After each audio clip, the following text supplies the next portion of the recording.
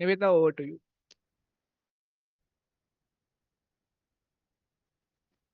Good evening, everyone. My name is Nivetha from Sri Sathya Sai Medical College and Research Institute, and I'm the organizing secretary for today's debate. I extend a very warm welcome to our esteemed judge, distinguished dignitaries, respected guest speakers, and all the participants who have joined us today for this thought provoking debate on equality or inequality for women in medicine. At the outset, I would like to respectfully acknowledge the constant guidance and encouragement of the leadership of the Indian Medical Association, Tamil Nadu State Branch, Dr. B. Sridhar Sir, State President IMA-TNSB, Dr. P. Senguttavan Sir, Past President IMA-TNSB, Dr. A.K. Ravikumar Sir, President-elect 2026 IMA-TNSB, Dr. N.R. Tyagarajan Sir, President-elect 2027 IMA-TNSB, Dr. M. Thiraviam Mohan Sir, State General Secretary IMA-TNSB, Dr. D. Solomon Jaya Sir, State Finance Secretary IMA-TNSB. I would also like to convey my sincere regards to our state leadership team, Dr. R. Annamalai Sir, Chairman IMA-TNSB, Dr. S. Jamuna Rani Ma'am, Co-Chairman IMA-MSN TNSB, Dr. VSN Hariharan Sir, Chairman IMA-JDN TNSB, Dr. Kannan Rajendran Sir, Convener IMA-MSN TNSB. A special appreciation as well to the state team members who continuously support the activities of Medical Students Network. Dr. Arunagiri Sir, Convener IMA-MSN TNSB. Dr. Ajay Karthik Sir, General Secretary IMA-MSN TNSB. Dr. Bala Hariharan Sir, Co-Convener IMA-MSN TNSB. Dr. Hariharan Sir, Co-Convener IMA-MSN TNSB. Now we have a Tamil quote in the theme of today's debate.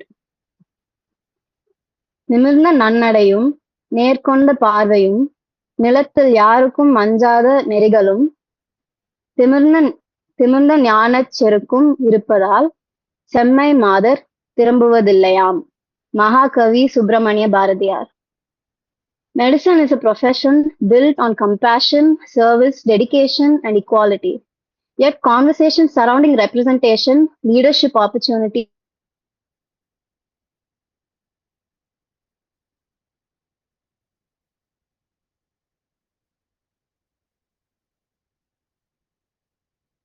and reflect on an important question.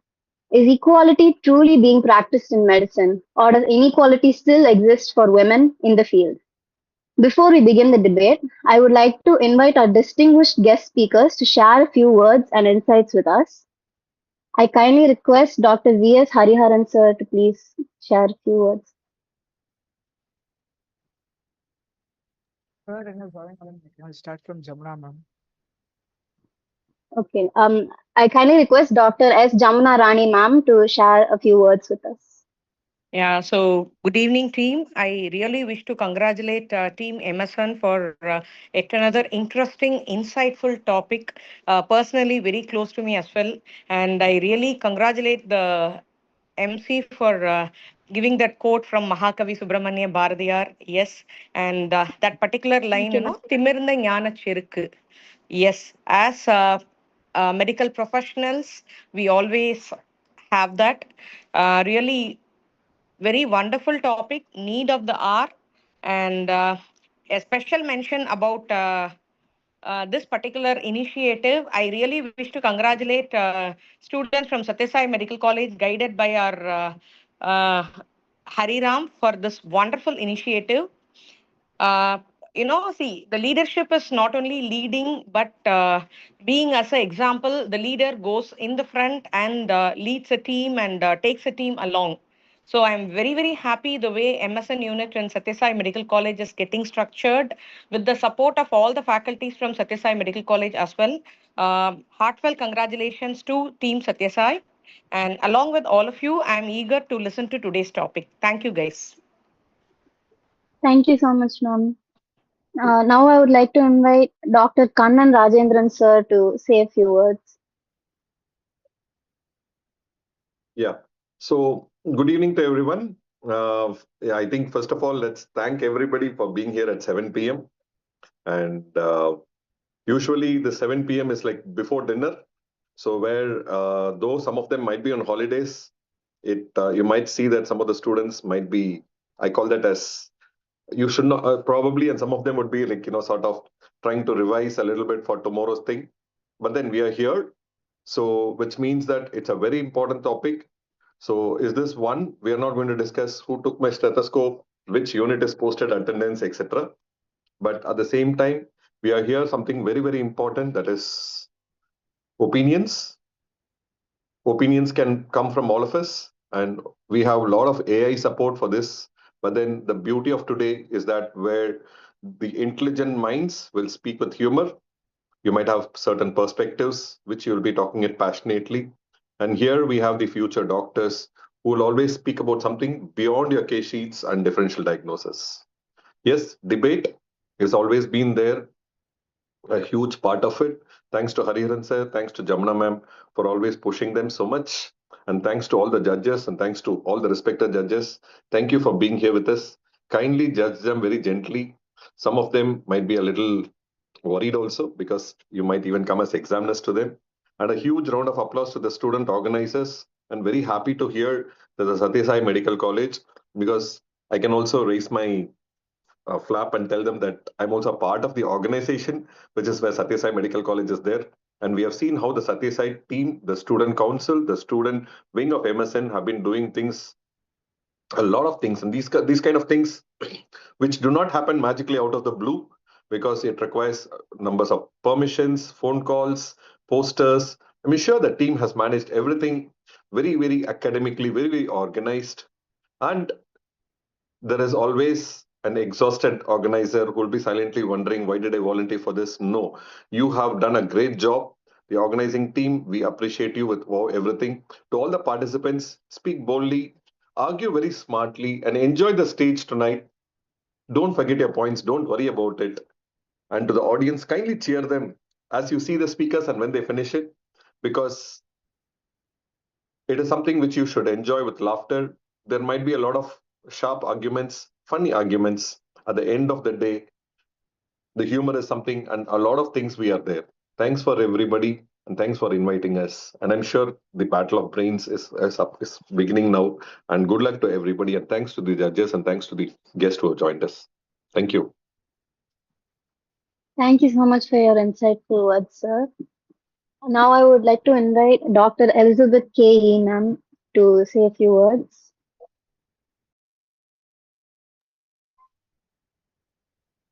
I also congratulate the team for this excellent ongoing webinars they are doing and the topics they are selecting. It is amazing that the medical students network is able to think so wide and so deep. And today's topic, I think, equality, inequality among women in the field of medicine. Uh, how many of you know that who was the first lady doctor? It was Elizabeth Blackwell, and I happen to have a book of hers, the story about hers, and she was contemporarian of Florence Nightingale. But how much Florence Nightingale is celebrated, and every nursing student knows about it. But how many doctors know about it? And after getting her degree, she was asked to join the nurses team. She was not asked to continue the internship, etc. And it was hard for her. And we have come long way from that inequality, but inequality still exists, I must say. But we are moving towards uh, equality. But I think we have to move to equity. That is, a shoes is needed and shoes is provided. That is equality. But the right fit, if you give to the right person, then it is equity. So we have to move towards that, strive towards that. And I'm very happy, and I'm also so eager to listen to all of you. Congratulations to the whole team and all your mentors also. Thank you very much. Thank you so much, ma'am. Now I would like to invite Dr. Apeksha Anand ma'am to say a few words.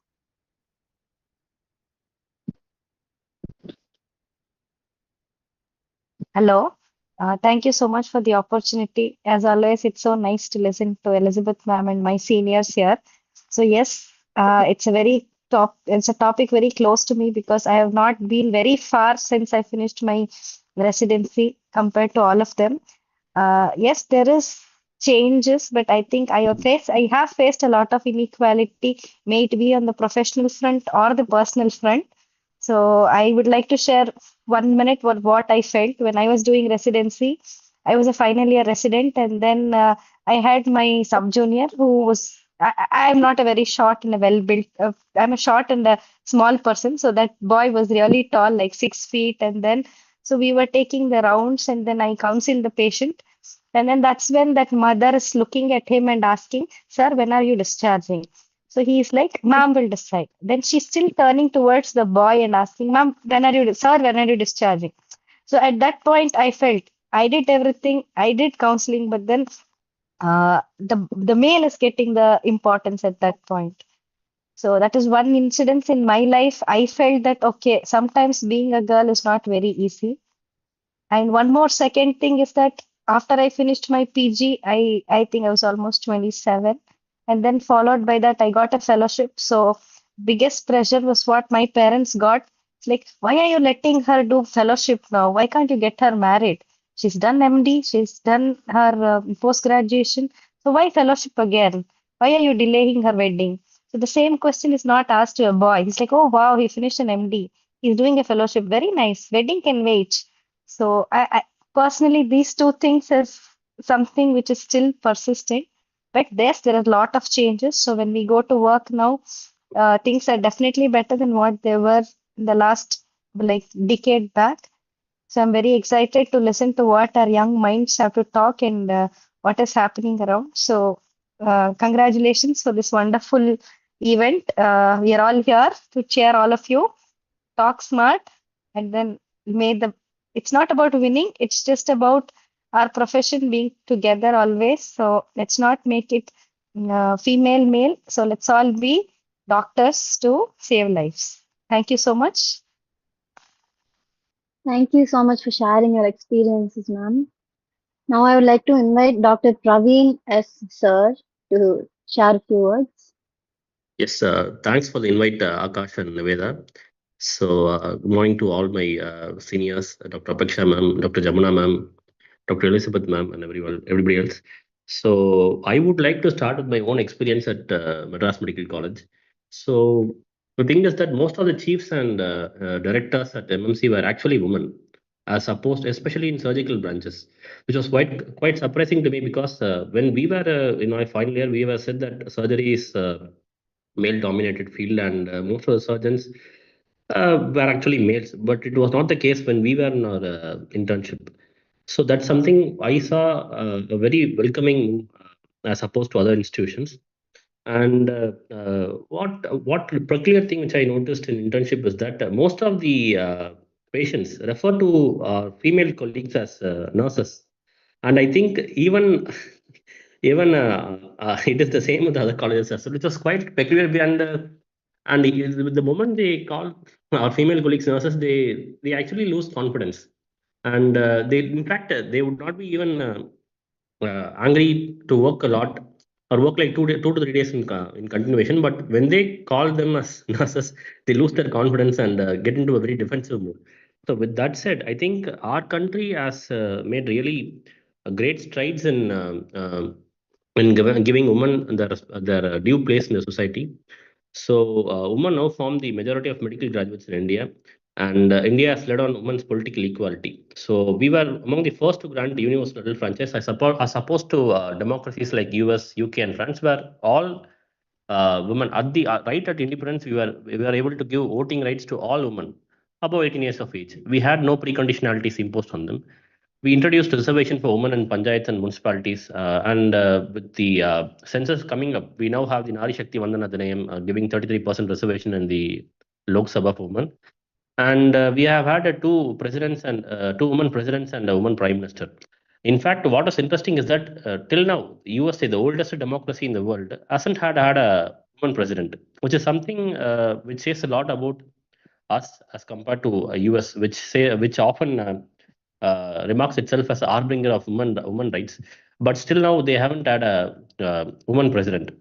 So, coming to the Constitution of India, we have Article 14, which guarantees equality, and Article 15, which bans sex-based discrimination, and Article 42, which pushes for equal pay, livelihood, and maternity leave relief for women.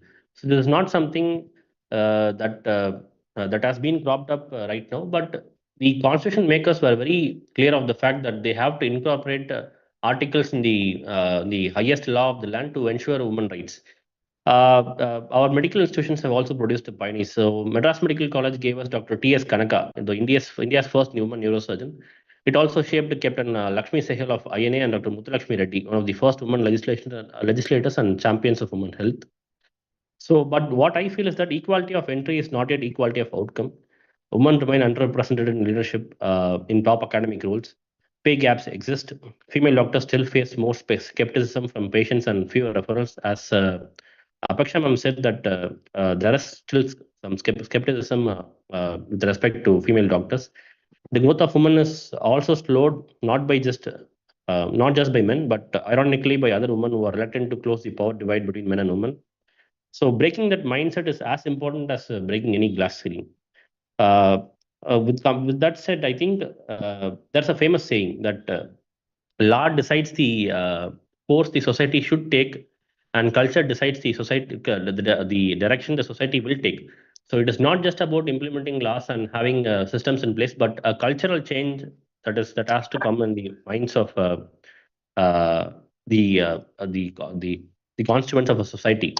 So with that, I think I thank Akash for the calling me to this speech, and I hope I have given a bit of perspective that you guys wanted to hear. Thanks a lot, sir. Thanks for coming. Yes. It was a great speech. Thank you so much, sir, for sharing your perspective. And thanking all the special guests for your valuable words. Now, as we move on to the main session, it is my privilege to introduce our esteemed judge for today's debate, Dr. Professor Vijaya Kutan ma'am. Dr. Professor Vijaya Kutan ma'am is a distinguished obstetrician and gynecologist with over 25 years of experience in medical education, clinical practice, research, and advanced surgical training. An alumna of JIPMER, she currently serves as a professor and head of the Department of Obstetrics and Gynecology at Sri Sathya Sai Medical College and Research Institute. Her expertise in women's... Hello, ma'am. Her expertise in women's healthcare, high-risk obstetrics, minimally invasive surgery, and academic mentorship makes her exceptionally suited to guide and evaluate today's discussion on the realities of equality and inequality faced by women in medicine. Through her dedication to patient care, research, and teaching, she continues to inspire generations.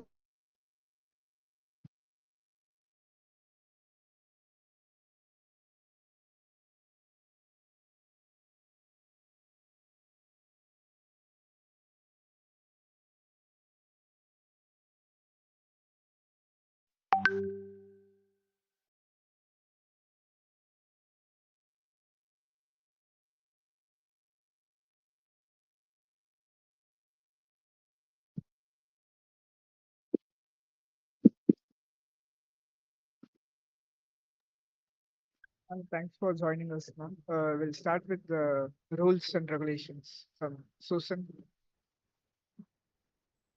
Evening all.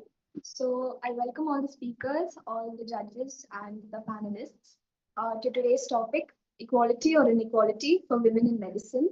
So there are a total Hello. of 8 speakers. Hello, am I audible? Yeah, ma'am, you're audible. Ma'am. Yes, ma'am. Hello. You're audible, ma'am. Yes, ma'am, you're audible.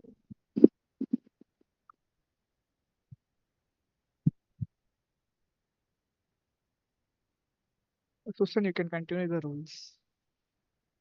Okay, so there are a total of 8 speakers, and there'll be 4 speakers per team. For the motion is women in medicine access and exercise equality, and against the motion is women in medicine are still facing inequality. Each speaker will receive a minimum of 5 minutes to present their arguments, and there is no maximum time limit, but speakers are encouraged to maintain relevance and clarity. Speakers must address the topic with facts, examples, evidence, and logical arguments, and respectful language and professional conduct must be maintained throughout the debate. Personal attacks, offensive remarks, interruptions during speeches will not be permitted. After that, we'll be having a question round as well. After every speaker finishes their speech, the opposing team may ask one question to the speaker, and the question must be directly related to the speaker's argument. The speaker will be given time to respond before the next speaker begins. Cross questioning beyond the permitted single question is not allowed. If the designated speaker is unable to answer, any one member from the respective team can step in to provide the answer. So the decision of the judge and the judge will be final. The debate aims to encourage healthy discussion and critical thinking. So I wish all the participants all the best. Thank you, Susan. Thank you. Ma'am, it's my honor and privilege to have my OBG HOD Vijay Kutin ma'am as a judge today. Ma'am, with a few words from you, we can start the debate officially. Am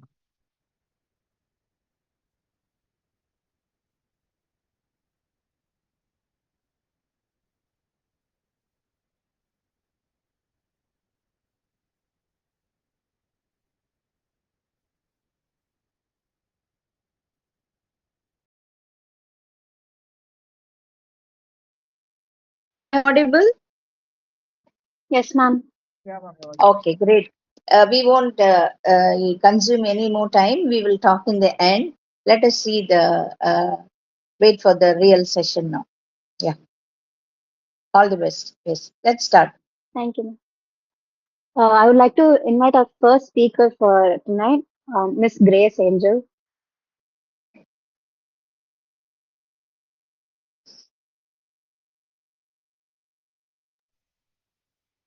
Good evening, respected judges, worthy opponents, my fellow teammates, and everyone gathered here. I'm here to speak on the motion Women in Medicine Access and Exercise Equality. So I'd like to begin with a quote I am no bird, and no net ensnares me. These words by Charlotte were written in a world where women had to fight simply to be heard. A world where women entering medicine was once considered impossible, unacceptable, even dangerous. And yet today, if you walk into any modern medical college, what do you see? Women in white coats, women leading ward rounds, women topping university ranks, women publishing research. Not waiting outside the system, running it. Now, let us be very clear about today's motion. Women in medicine access and exercise equality. The opposition may speak extensively about history. They should, because history did fail women. There was a time where pioneers like Elizabeth Blackwell and Anandibai Joshi had to fight society just to study medicine. But this debate is not about whether inequality existed centuries ago. We are living in the modern era. It is about whether women today have access to equality medicine and whether they exercise it. And the answer is visible in every hospital corridor, every classroom, and every operation theater around us. Today, women write the same entrance examinations, study under the same curriculum, face the same sleepless night duties, answer the same terrifying Viva questions. And trust me on this, the examiner does not suddenly become feminist or misogynistic depending on who walks into the Viva room. Now, listen to me very carefully. The stethoscope does not recognize gender. The examination hall does not recognize gender. Medicine rewards competence, not chromosomes. And the numbers themselves reflect this reality. Across the world, women now form nearly half, and in many institutions, even the majority of medical students. In several medical colleges, female enrollment is not unusual anymore, it is expected. In fact, in some classrooms, the boys are no longer asking, can women survive medicine? They are asking, will we even get a seat? Now I know what the opposition may argue. They may point towards differences in specialty choices, mention leadership gaps, discuss work life balance. They may say fewer women in certain branches automatically means inequality. But difference alone does not prove discrimination, does it? And this is where we must think critically instead of emotionally. Because equality does not mean identical outcomes. Equality means equal opportunity. If more women choose over pediatrics while few choose neurosurgery, that is not an instant evidence of oppression. Choice exists within equality too. A system becomes unequal when women are denied access, not when women exercise agency. And today's women are exercising that agency so powerfully, so beautifully. Some may choose surgery, some choose research, some choose administration, some choose motherhood and medicine, some decide not to. And you can't say that is inequality, that is freedom. Because true empowerment is not forcing women into every path. It is ensuring that they have the power to choose any path. And that is the freedom we are talking about. And clearly, medicine today increasingly provides that power. Now, let us address another important point. Medicine itself, it is not an easy profession. Sleepless nights are equal opportunity. The stress is an equal opportunity. I am being called at night 3 a.m. for an on call. That is an equal opportunity. And despite the intensity of this profession, women continue to rise within it. Today, we see women leading departments, heading institutions, influencing policy, and shaping global healthcare. From Dr. Soumya Swaminathan serving as WHO chief, to female surgeons heading complex procedures, to women researchers leading groundbreaking discoveries, medicine is no longer a room women are trying to enter. It is a field they are actively shaping. And most importantly, systems themselves have evolved. Today we have maternity protections, anti-harassment mechanism, mentorship programs, flexible residency pathway, and institutional reforms supporting women in healthcare. Is the system perfect? No, no system is. But imperfection does not erase this equality because equality does not mean the absence of struggle. It means the presence of opportunity despite that struggle. And women clearly possess that opportunity today. And now let me say something very important. Acknowledge progress does not mean denying remaining challenges. But if we continue speaking as though women in medicine remain powerless outsiders, we erase the achievements of millions of women who have already transformed this profession. We are erasing their hard work. Women today are not just standing outside hospital doors asking for permission to enter. They are already inside, diagnosing disease, saving lives, leading research, running institutions, and redefining healthcare itself. As Ruth Bader Ginsburg once said, women belong in all places where decisions are being made.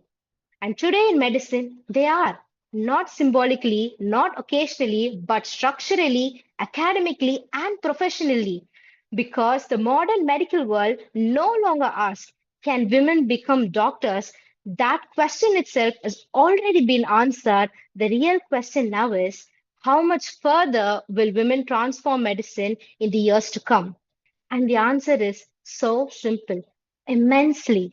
Because women in medicine today are not merely participating, they are competing, excelling, innovating, and leading, and proving every single day that excellence in medicine is determined not by gender, but by capability. It is not determined by gender, it is determined by capability. And therefore, women in medicine do not merely access equality, they exercise it every single day. Thank you so much for the opportunity. Thank you so much. That was very insightful motion. Now, I would like to ask if any the opposite team has any questions. Hello. Yes. Yeah, we do have a question. So before putting forth my question, I would like to state this that I find it truly, truly inspiring that Ms. Grace here, she has herself admitted in the official IMA poll that inequality for women in medicine still exists. And then she has come here to argue the exact opposite. So I feel that is not confidence and that is just professional multitasking. My question here is going to be very simple.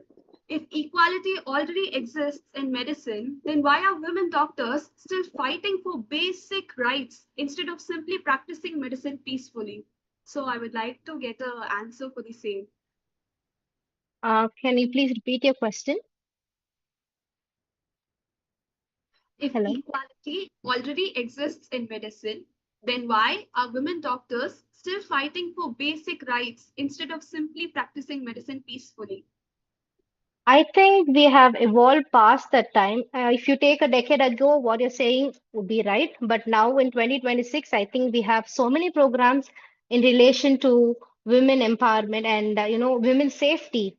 And right now, for basic rights, I don't think we are fighting that much compared to the past years. We have been evolving, and evolution is a sign of progress, and that equals to equality. Okay, thank you. Does the audience have any questions for Ms. Grace Angel?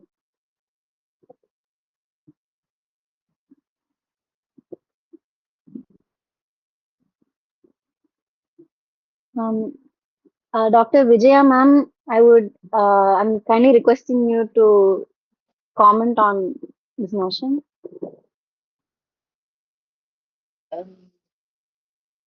See, I think it's a coin. We have to see both sides.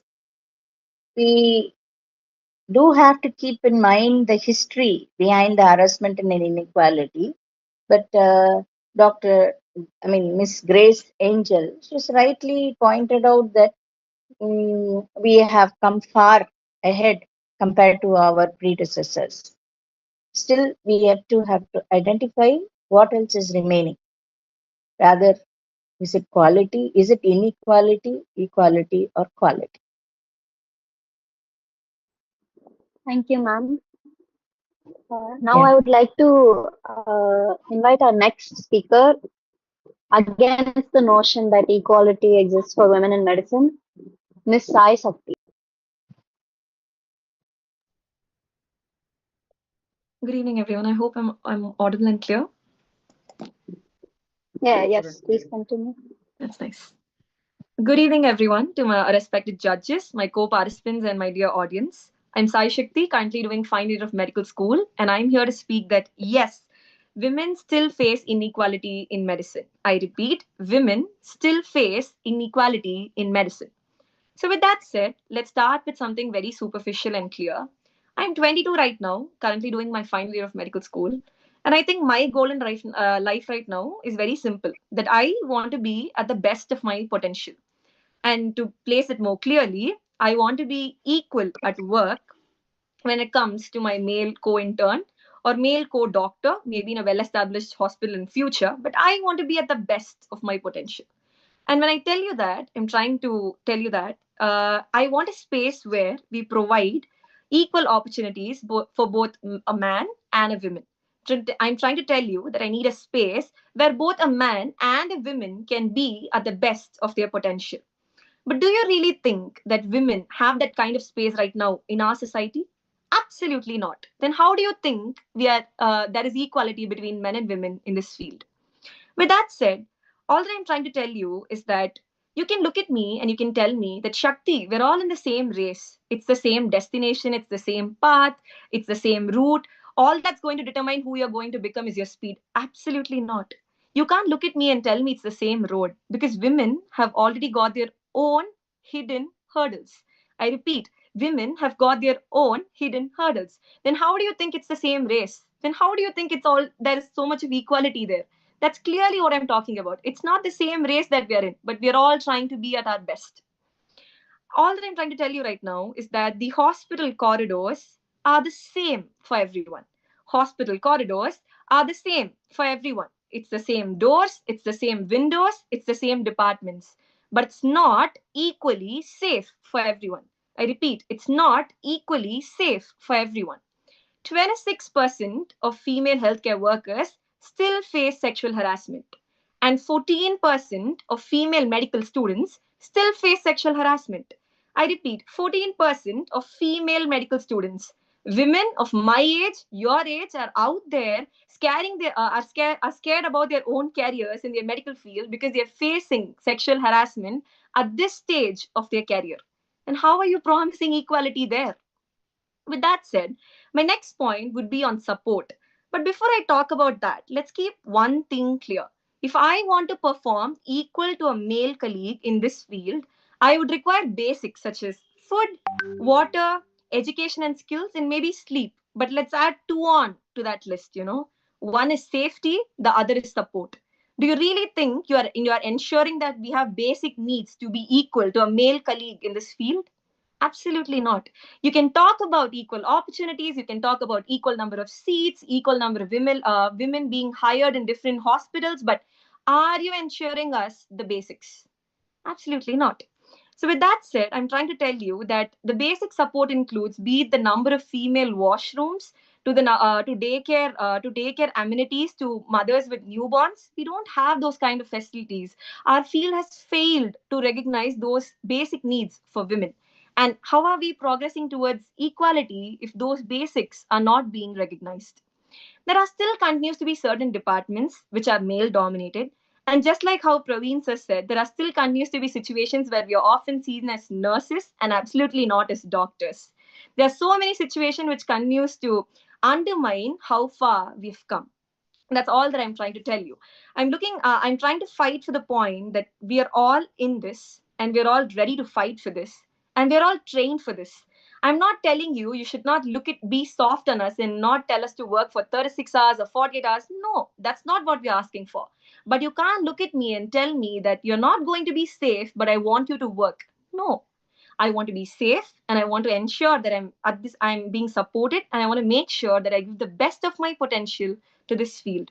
With that said, at 2 a.m. in the night, just like my another male co-doctor, all that I ever want to worry about is how should I treat my patient, and not about what kind of patient he is, or is he going to attack me, or am I going to be sexually harassed? No, I don't want all those kind of thoughts. All that I demand is a fair chance. Talent does not ask for privilege. Talent only asks for a fair chance. With that, I rest my case. Thank you so much, Ms. Sai Sakti. That was a very insightful question. Um, does the opposite team have any questions for her?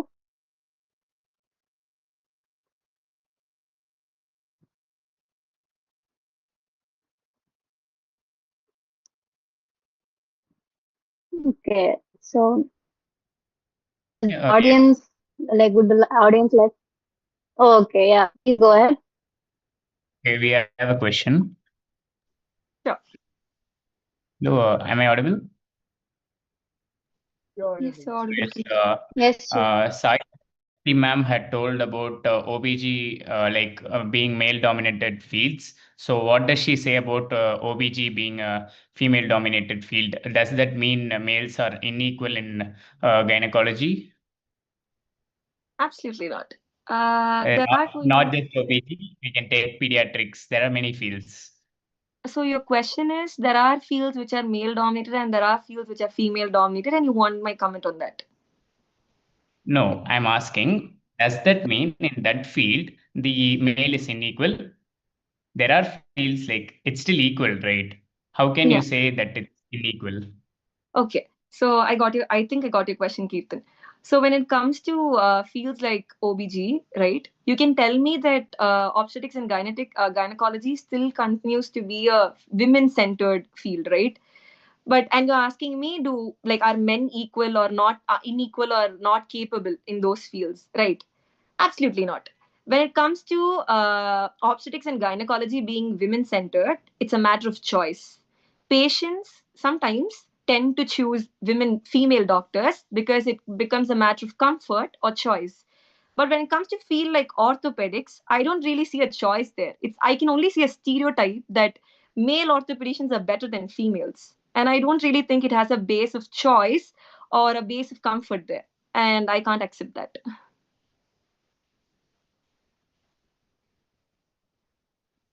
A great comeback, Sai. It was a great answer, actually. Thank you. Anything else, Kirtan? Yes. Is there any questions from the audience? No. Anyway, we can move to the next speaker. Um,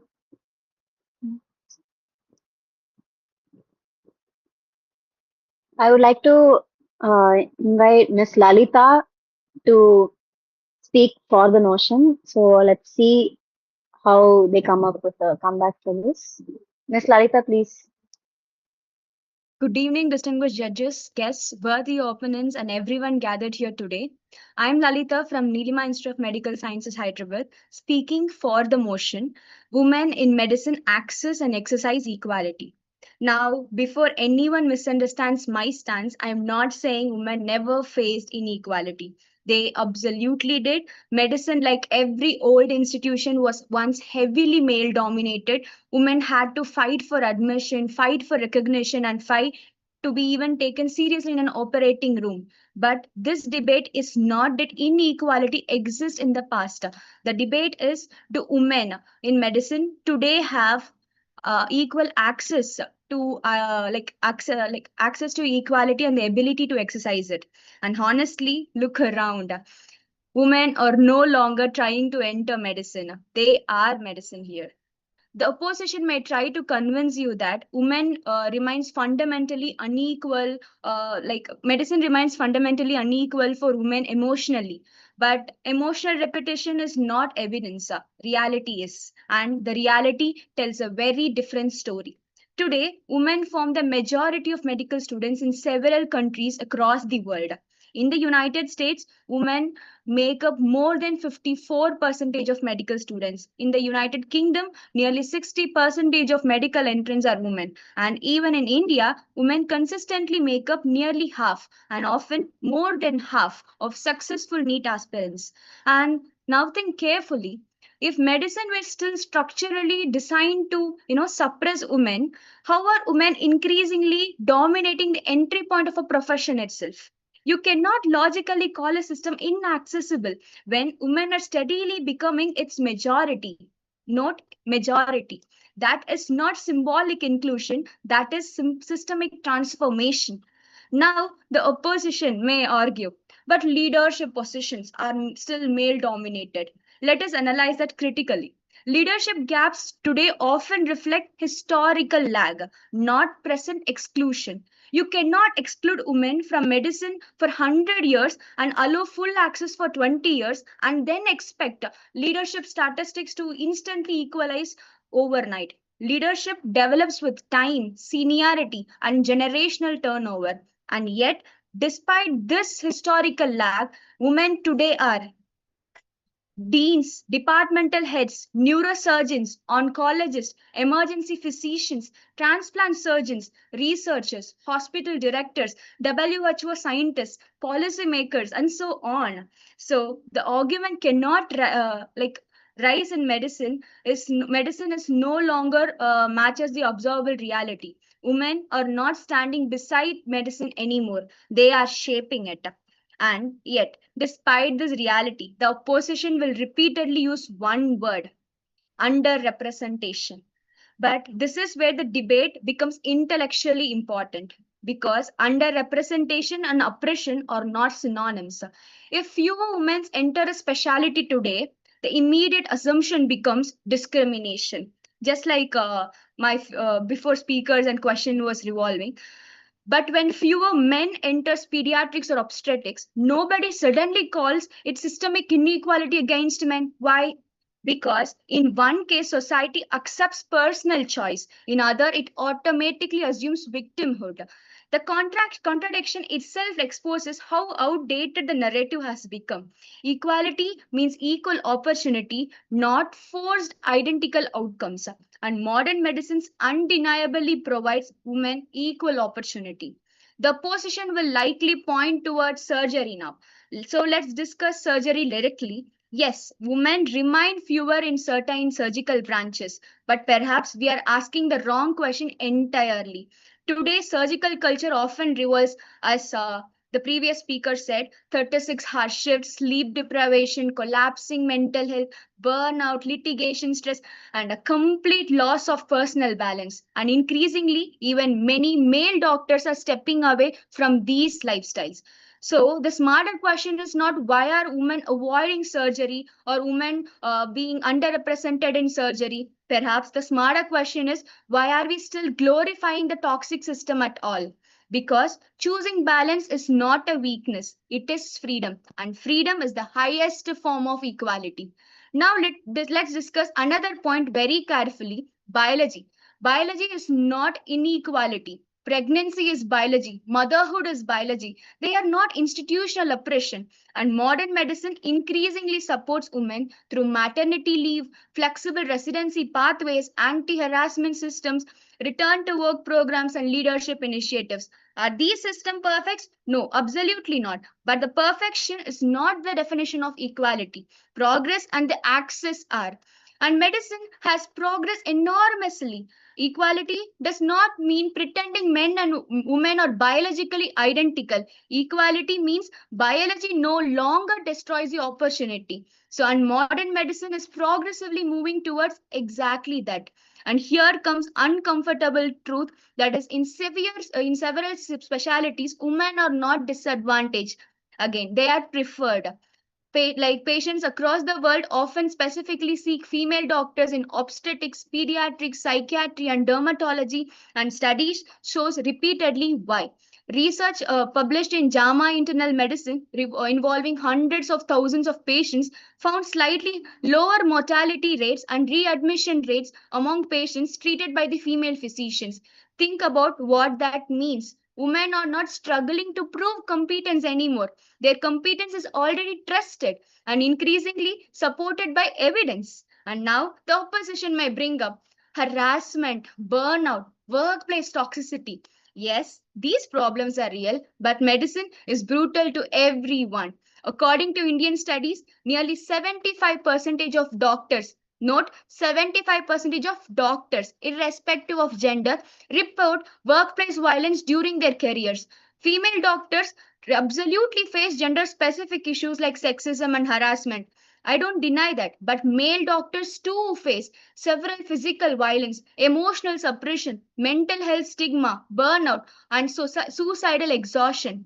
So, while women absolutely face unique struggles, it is intellectually inaccurate to reduce every hardship in medicine to one gender oppression alone. The larger issue is often the culture of medicine itself, and women today are not merely enduring that culture, they are transforming it. And honestly, sometimes modern discussions about women in medicines becomes unintentionally insulting because constantly portraying women doctors like helpless victim ignores the reality standing right in front of us.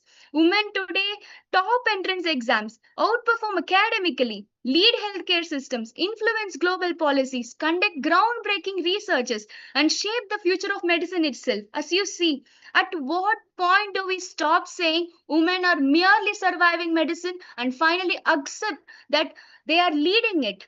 Perhaps the biggest flaw in the opposition's ideology is they mistake the existence of challenges for the absence of equality. But equality does not mean life becomes easy. Equality means access remains open. Equality means opportunity exists. And equality means the talents can rise. Because ultimately, medicine is one of the very few professions where results overpower stereotypes. A patient in cardiac arrest does not ask, Doctor, are you male or female?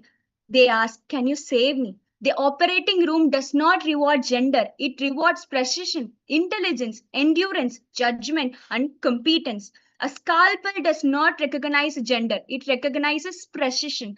And women have repeatedly proven globally and scientifically that they possess every one of these qualities. So, no, women in medicine are not standing outside the locked doors anymore. They are standing in operating theaters, inside research laboratories, inside healthcare systems, and increasingly they are medicine. They are redesigning it. Thank you. My God, Anita, you just took the whole debate in just your one speech. I'm just waiting how the opposition are going to answer for this. Before that, is there any questions from the opposition team? Yes, I do have a question. So, just before stating my question, I would like to follow the line of her argument. She mentioned that the majority of medical students today, upwards of 50 and 60% of medical students in India and abroad, are female students, are women. But, and then as soon as she said that, she followed with leadership positions are only 18% of all leadership positions, not just the top leadership positions, are held by women. And then you contested that by saying that it's a historical lag. And then you said, and I quote, will not instantly equalize. Thank you very much. That's exactly what we're saying is that maybe in the future it will equalize, but for now, equality has not been achieved. Then you went on to say that surgery in itself is a very, very difficult profession and it's not related to gender and there's equality of opportunity. So my question to you is, if there is no difference between women and men in the field of medicine, then why does a study that was conducted in 2024 conclude that 20 to the women with the same qualifications and workload and positions in the hospital as compared to their male counterparts earn 20 to 30% less? As doctors, we are not doing this out of just service, right? We deserve due compensation for the services that we provide. So women are working very, very hard, but they're not being compensated duly. So what is your perspective on the fact of any other thing rather than gender that is causing this 20 to 30% gap, which amounts to more than 10,000 US dollars a year, that a woman is earning less than a man just because of the fact that she is a woman? So basically, you mean the gender pay gap, right? Yeah, but specifically in terms of medicine, I'm saying male counterparts, women with the same qualification and the same workload. So yeah, most healthcare gender pay gap analysis become far smaller after adjusting it, like, working hours, specialty choices, private practice patterns, career breaks, and administrative responsibilities. For example, like surgery generally, earns more than the pediatrician surgeons, regardless of gender. So the discussion is more complex and simply women are paid less for same work. That's what you mean, right? Additionally, government systems, academic institutions, and standardized hospital structures increasingly use fixed pay scales. Modern medicine is becoming progressively, more transparent and more merit driven. Yeah. I think I don't think you got my question correctly. This study is controlled. It is the same woman with the same specialty at the same position as a man in the same specialty. It is not division between basis of private clinics or government offices. I'm saying the male counterpart with the same qualification, same workload, same position in the same specialty. Women are 20 to 30% earning 20 to 30% less than men.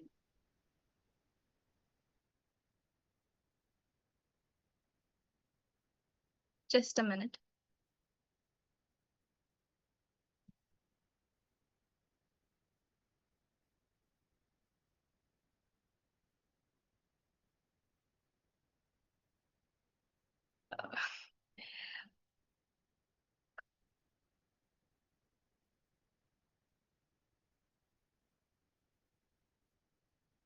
So basically, so the pay gap is increasingly being addressed through transparent salary frames right now and standardized pay scales and institutional audits. The presence of corrective policies should like that the system is actually revolving disparities and not ignoring them, because this existed like you said, but it is getting transformed right now and it is being addressed and it is being transforming.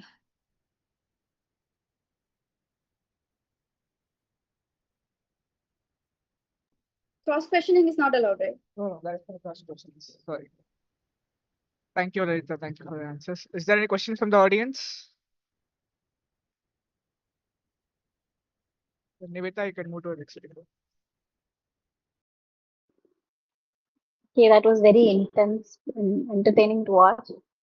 Now moving on to the next speaker who is going to speak against the motion, Ms. Arushi. A warm welcome to everyone. Today I am raised to speak on the topic inequality against women in medical field. Medicine is often called the noblest profession. Hospitals are supposed to represent science, merit, and equality. After all, diseases do not discriminate between man and woman. But the uncomfortable truth is, even today, the healthcare system often does. And the irony begins right here at the entrance to the medicine. In NEET UG 2026, for example, 13 lakh 32,928 female candidates registered as compared to 9 lakh 46,815 male candidates. That is nearly 4 lakh more women than men aspiring to become doctors. Women are entering medicine in extraordinary numbers. They are clearing the same competitive exams, studying the same textbooks, working the same casualty shifts, and surviving the same sleepless residency nights. So, naturally, one would expect equal representation, equal recognition, and equal opportunities inside the medical profession. But that is not what the reality shows, because somewhere between entering medicine and leading medicine, women are disappearing from positions of power. And that is where inequality truly begins. In 2019, a WHO report highlighted major gender inequalities in healthcare leadership worldwide.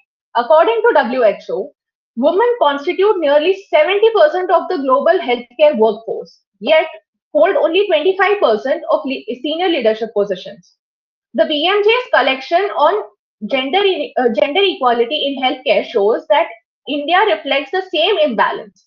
According to BMJ, only 28% of leadership roles across national health organizations in India are held by women.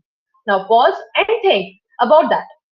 The women form the backbone of healthcare, yet less than one third are present where decisions are actually made. And this imbalance becomes even more visible in India's most prestigious institutions. For example, at AIMS Delhi, there has been only one woman among 16 directors throughout the 70 years of establishment. Among the 18 newer AIMS institutions established across the countries, only three women have had executive director positions.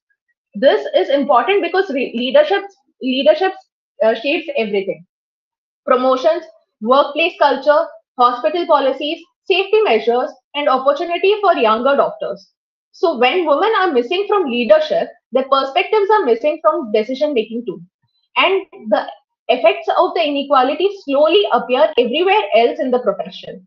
It appears in salaries. According to the Medscape India Physician Compensation Report, female doctors in India earn significantly less than male doctors, with pay gaps reaching nearly 20 to 30% in several doctors. Same MBBS degree, same postgraduate qualification, same night duties, same hospital, yet unequal pay. In inequality does not stop at salaries. It extends into recognition and professional growth as well.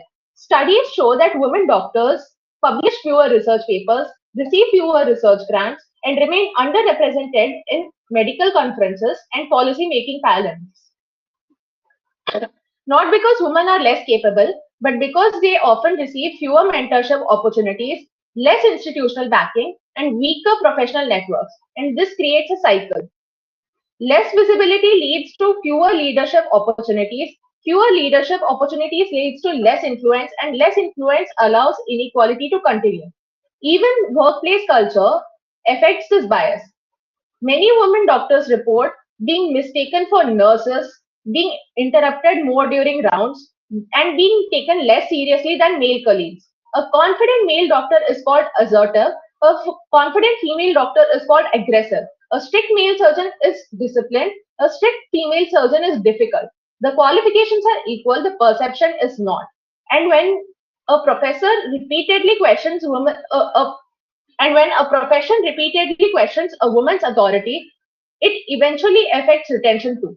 Studies show only around 65 to 75 female female graduates continue into clinical practice or postgraduate training, compared to 90 to 95% of men.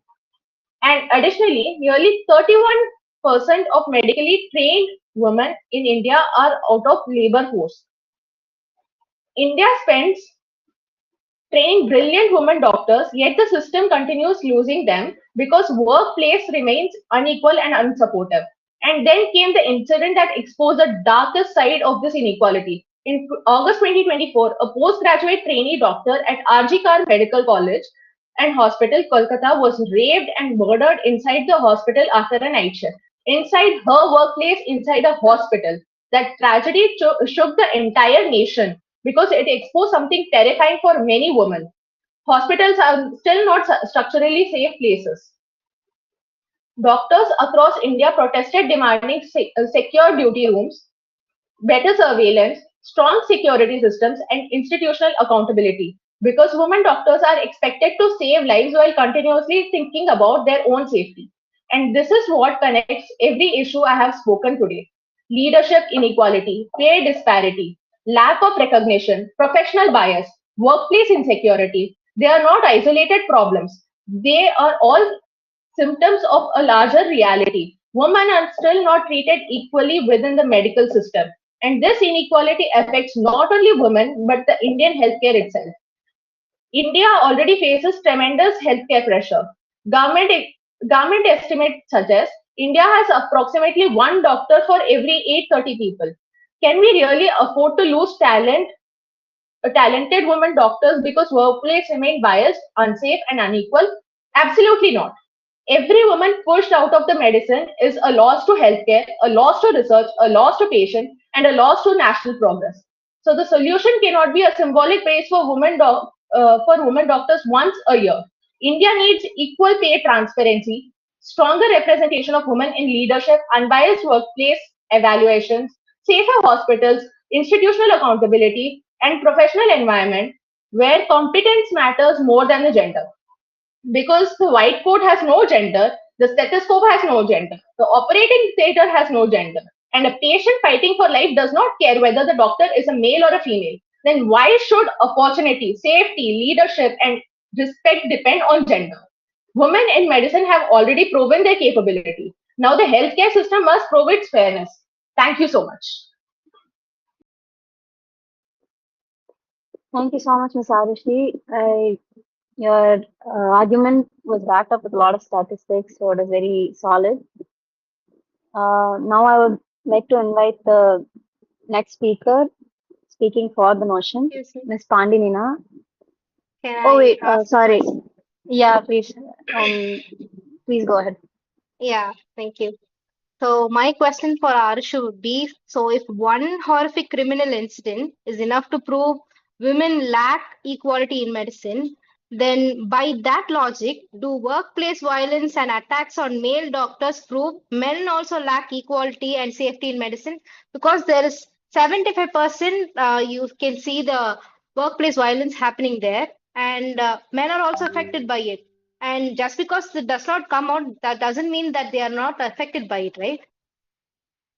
Just because one incident came into limelight and news and it became a national sensation doesn't mean a lot of incidents are not taking place. It is just so much silent that it is it does not come out because of the authority. The authority, the pressure, maybe these maybe women are scared to even come out and tell that they are sexually harassed inside their institutions because, or maybe they are harassed mentally because of maybe professor might sue them or the institution might blame them because patriarchy does exist. A man's chastity is not questioned. A woman's chastity is questioned. If a woman goes and complains about sexual harassment, she will be judged. So maybe a lot of incidents are not coming out. I think you have misunderstood my question. My question was, do these workplace violence and attacks on male doctors prove men also lack equality and safety in medicine? So for women, these incidents are coming out. But for men, I can prove it with stats that none of the incidents are coming out. So, what is your comment on that? Men are also being oppressed, men are also being harassed, and none of it is coming on national television, none of it is coming on state television, and nobody's even talking on that. So, you're saying that men are also, men are not harassed, men are in a very safe environment and stuff? Grace, can I answer for you? Yes. Yes, Akash. Harassment against women are done by males, and also the violence against males are done by males. So either way, males are dominant and females are getting Yes, if even if the male is getting violated, it's also by another male, right? And what's your point on saying that women are equal? Or how are you trying to prove yourself? Like, I am just saying that both sides there is inequality. So here you're only saying that safety for women is less. I'm also speaking that safety for men is also not there. yeah, both is by a male, right? Is there any stats saying women's are doing violation against male doctors? I am And just not, Uh, yeah. can I go can on, I do some Akash? stats for this? Uh, okay, come on, let's have fun. Okay, Kirtan. Can I answer this? Okay, then anyone, Kirtan or According to Arushi? stats, in the United States, according to comprehensive data from the CDC, roughly 1 in 14 men have been forced to penetrate someone, and more than 1 in 38 men have experienced complete or attempted rape victimization. Is this in Can the I? medical field? I'm so sorry to interrupt the debate, but the debate here is not whether men and women are unequal in society. It is whether there is Actually, inequality present in the medical field. Okay, again, it's a sensitive topic. Okay, I don't want. Actually, coming back to it, I think our basics are very clear. We are not competing about are women unsafe or are male unsafe. No, it's not about who's unsafe here. We're talking about our debate was simple. Are women still facing inequality when it comes to safety? Safety, yes. And I think we can stop there, right? And I think that was pretty much agreed by both our opposite teammates that women are still facing inequality. But are men also facing inequality? Yes. But that's not a topic of discussion here, right? Can I answer? You can. Come. Yeah, as Keaton pointed out, that rapes are taking place for men as well. I don't think women are going out and raping men. I think men are doing it to men again. So I think that ways it is just one gender trying to be on the authoritative position. What Kirtan told was a stats, right? If I'm not wrong. Yeah. Okay, let's go on to the next speaker. Is there any questions from the audience? Anyone? Nivedita, you can take it. I would like to invite the next speaker, Ms. Pandamina, who is going to be speaking for the notion.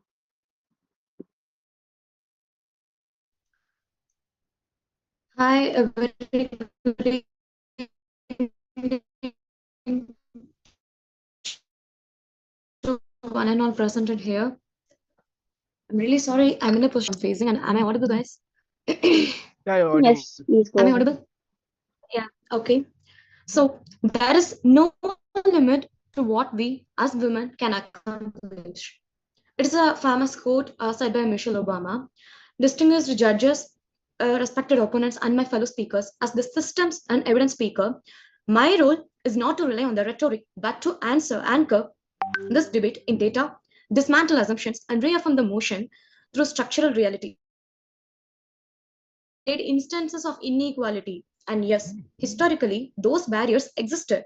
But this debate is not about where we were, it is about where we stand today. And today, the system tells a very different story.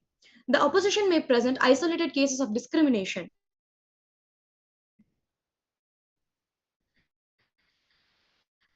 But the systems are not judged by acceptance, have institutionalized equity grants actively promote women-led research. Transparent hiring ensures merit-based advancement. This is not symbolic, it is a structural correction. If inequality still dominated the system, women would not be leading it. Let's look at the evidence. Nearly 30% of global medicine institutions are led by women. 50% of WHO regional directors are women from zero just decades ago. Around 47.3% of healthcare leadership roles are held by women. These are not token numbers. These are systemic indicators of equality in action. And behind these statistics stand leaders of undeniable merit. Dr. Catherine Lucy in medical education, Dr. Michelle Williams in global public health, Dr. Soumya Swaminathan in global scientific leadership, World Health Organization executive leadership records, and Dr. Hanan Balki WHO Regional Director, leading large-scale international health governance. These are not exceptions. They are the new norm shaped by equal opportunity. The opposition may argue that policy-making spaces are still male-dominated, but the global health landscape tells a different story. Women are now designing, directing, and implementing global health systems. At WHO and allied bodies, women are leading complex multilateral health strategies. Organizations like Gavi or CARE chaired by influential female policymakers. Consider Dr. Mercedes Moiti, who transformed public health systems across Africa through strategic leadership and governance. This is not participation, this is command over global health. The opposition may argue that challenges still exist, but let us be clear the presence of challenges does not mean the absence of equality. Equality means fair systems, equal access, and unbiased opportunity, and those systems are now firmly in place. To conclude, we are progress backed by policy, data, and leadership outcomes. Women in medicine are not just entering the field, they are leading institutions, shaping global health policy, directing healthcare systems worldwide. A narrative of aspiration, this data-driven reality of equality in action. Therefore, I strongly reaffirm the motion: women in medicine are achieving and exercising equality. Thank you.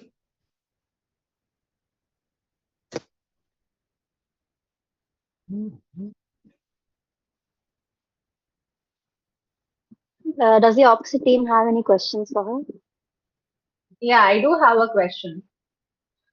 So, my Pandinina quoted that 47% women hold leadership positions. Could she cite from where she took that? Because WHO statistics say that 25% women hold leadership Yes, it positions. is from World Economic Forum Global Gender Gap Report. It's 40, not 47, it's 47.3%.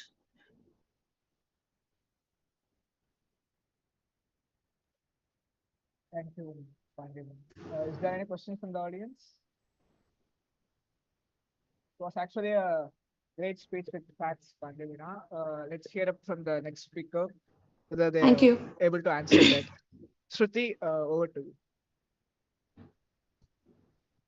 So, good evening to everyone. I stand here as the third speaker for the motion that inequality absolutely exists for women in medicine.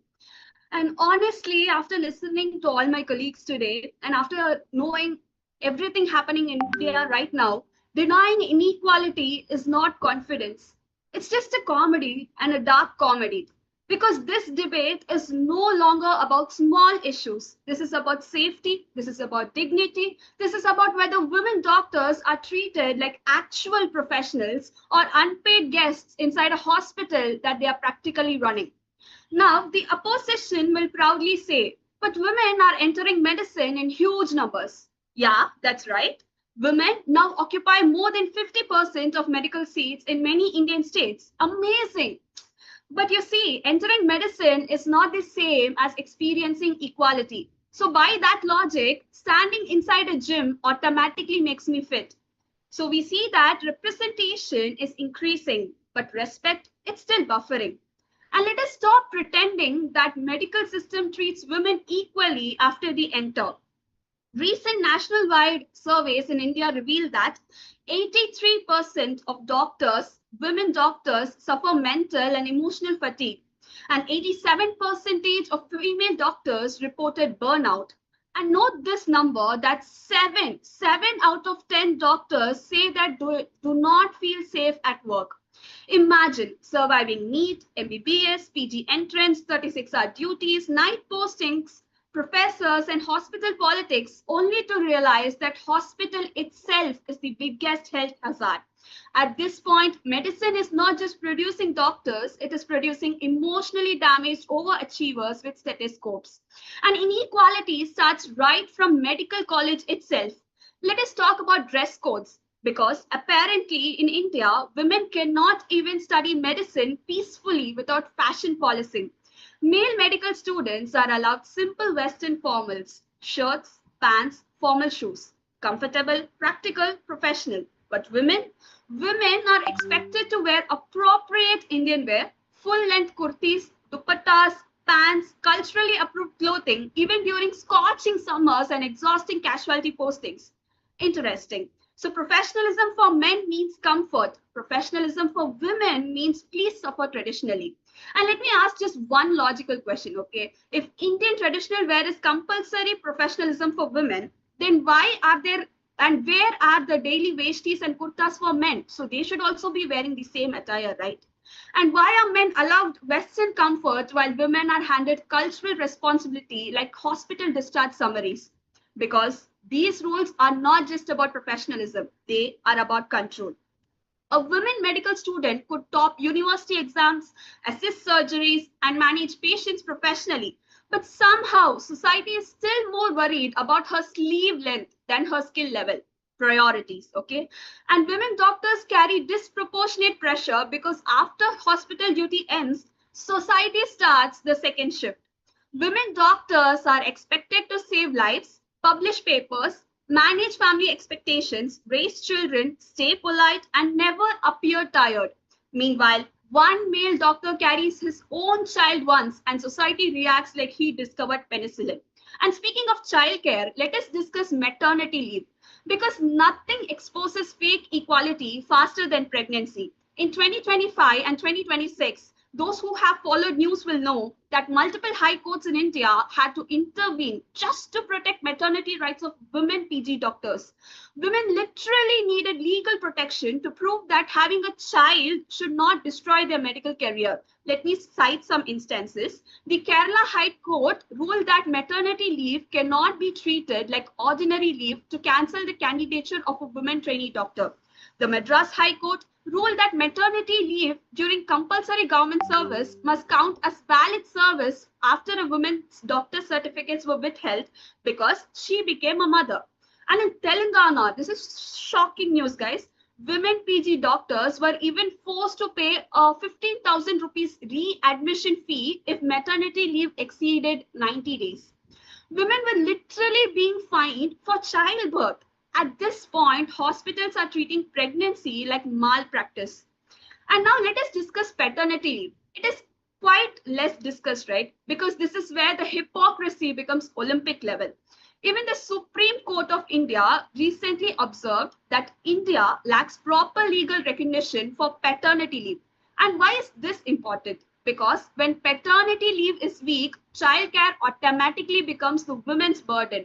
The women doctor pauses residency, the women doctor loses opportunities, the women doctor struggles physically and mentally. Meanwhile, the male doctor's career continues uninterrupted like a Netflix subscription.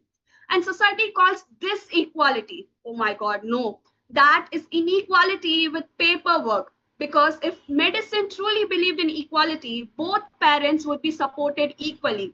And now let us discuss surgery, the unofficial men's WhatsApp group of medicine. Women may dominate MBBS admissions, but in orthopedics, women still make up only around 1% of the workforce in India. 1%.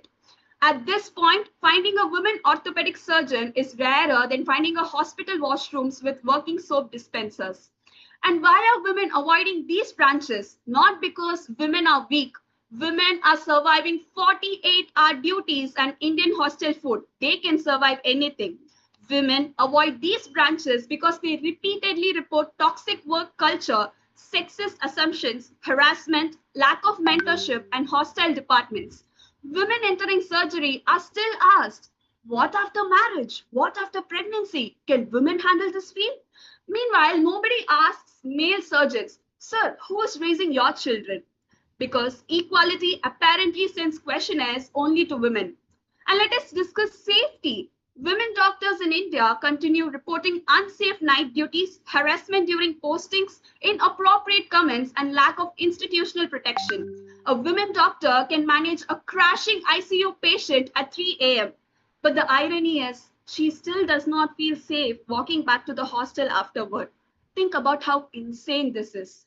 India trusts women doctors to save lives, but not enough to guarantee their own safety. And let me end with this. The problem is not that women are entering medicine. The problem is that medicine still behaves like women are interns in a system they are already carrying on their backs. And this is the truth, documented and impossible to ignore. Thank you. Thank you so much for the highly structured points. I really appreciate you bringing up paternity leave. It's like very, it's not spoken about much. Yeah, does the opposition have any questions for her? Yes, So, question from my side. Yeah. Please go ahead. yeah, please go ahead. Alone prove inequality, then every Sorry, your voice is breaking. with uniform. Okay, let me ask in behalf of Meena. So, if dress expectations, as Shruti said, Grooming alone standards or up. Sorry, am I audible now? Yeah. No, your voice is still breaking.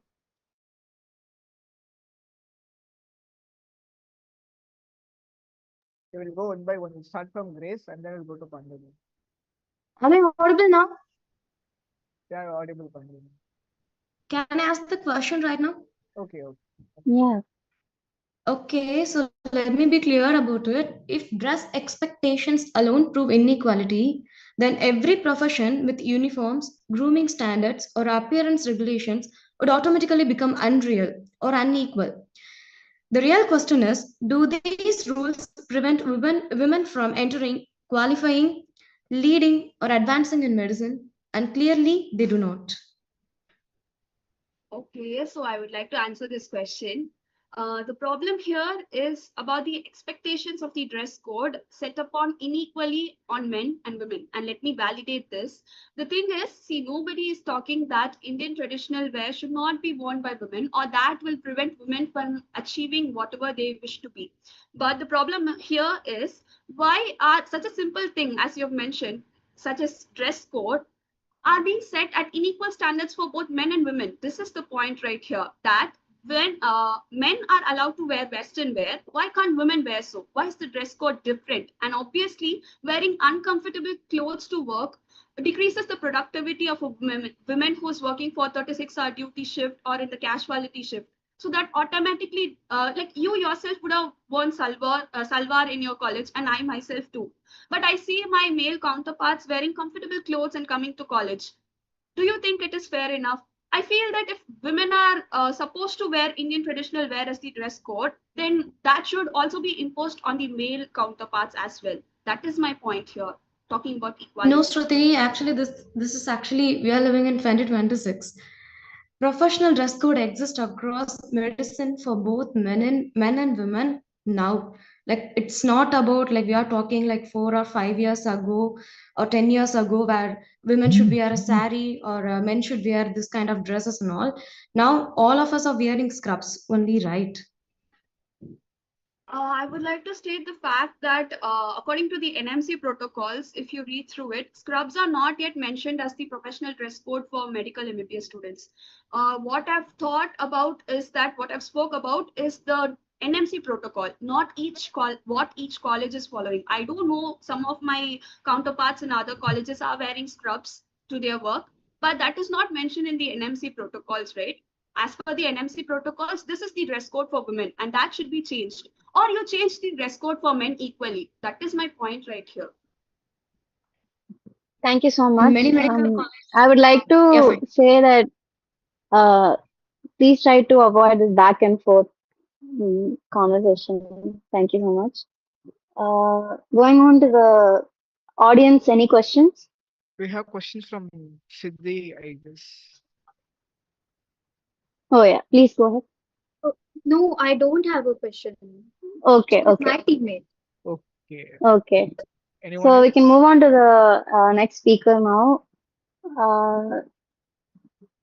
Mr. Keaton speaking against the notion.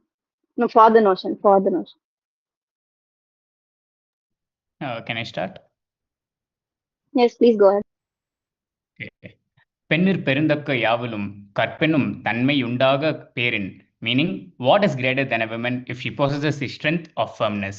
Good evening to the esteemed dignitaries, faculties, and my dear friends and opponents. I would like to start with a real life inspiration. In 1849, Dr. Elizabeth Blackwell graduated at the top of her class, becoming the first woman to receive a medical degree in the United States after so many struggles. As ma'am mentioned, we know about Florence Nightingale only. People even thought it was a prank to let her into a college. Her journey was defined by a resilience that dismantled institutional bias.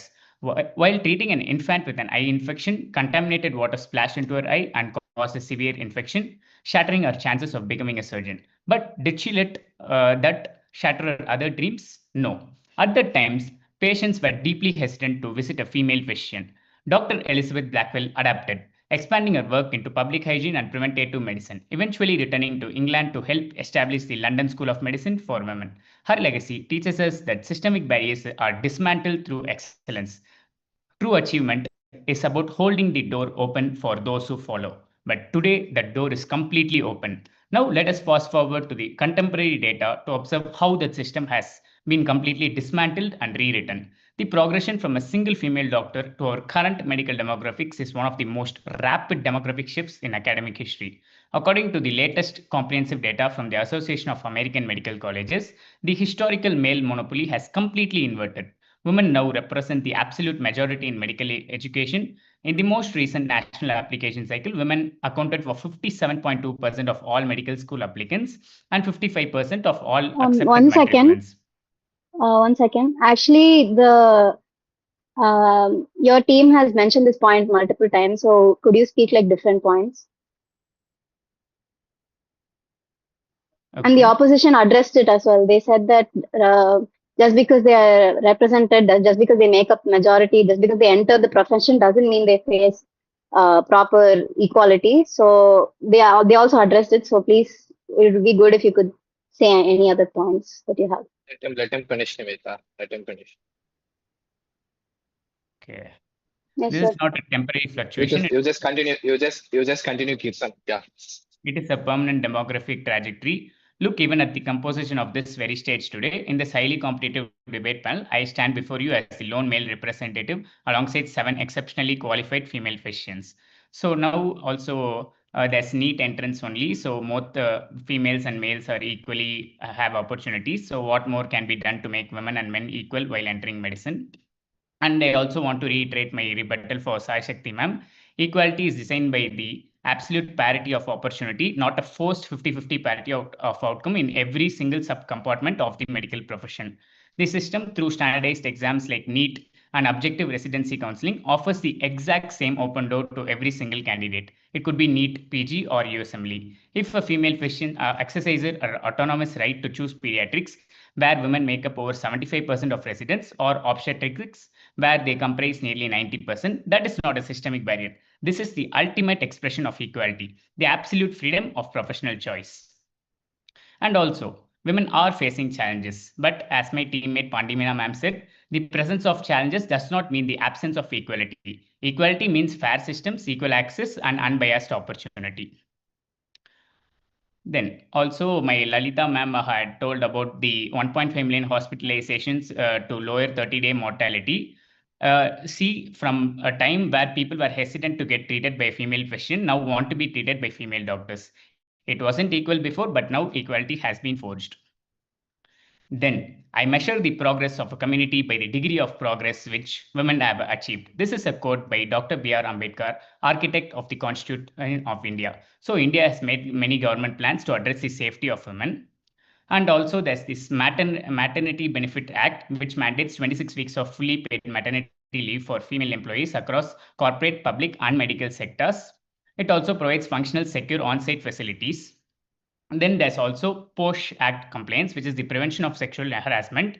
This is a requirement for every institution right now, medical institution. They should have an internal complaints committee. And then there's also Mission Shakti, the primary umbrella initiative of the Ministry of Women and Child Development, which focuses on immediate rescue. It funds the one-stop centers across the country, providing 24/7 integrated services and psychosocial support. So there's also a women helpline, that's 181. Now tell me, is there a single men's helpline?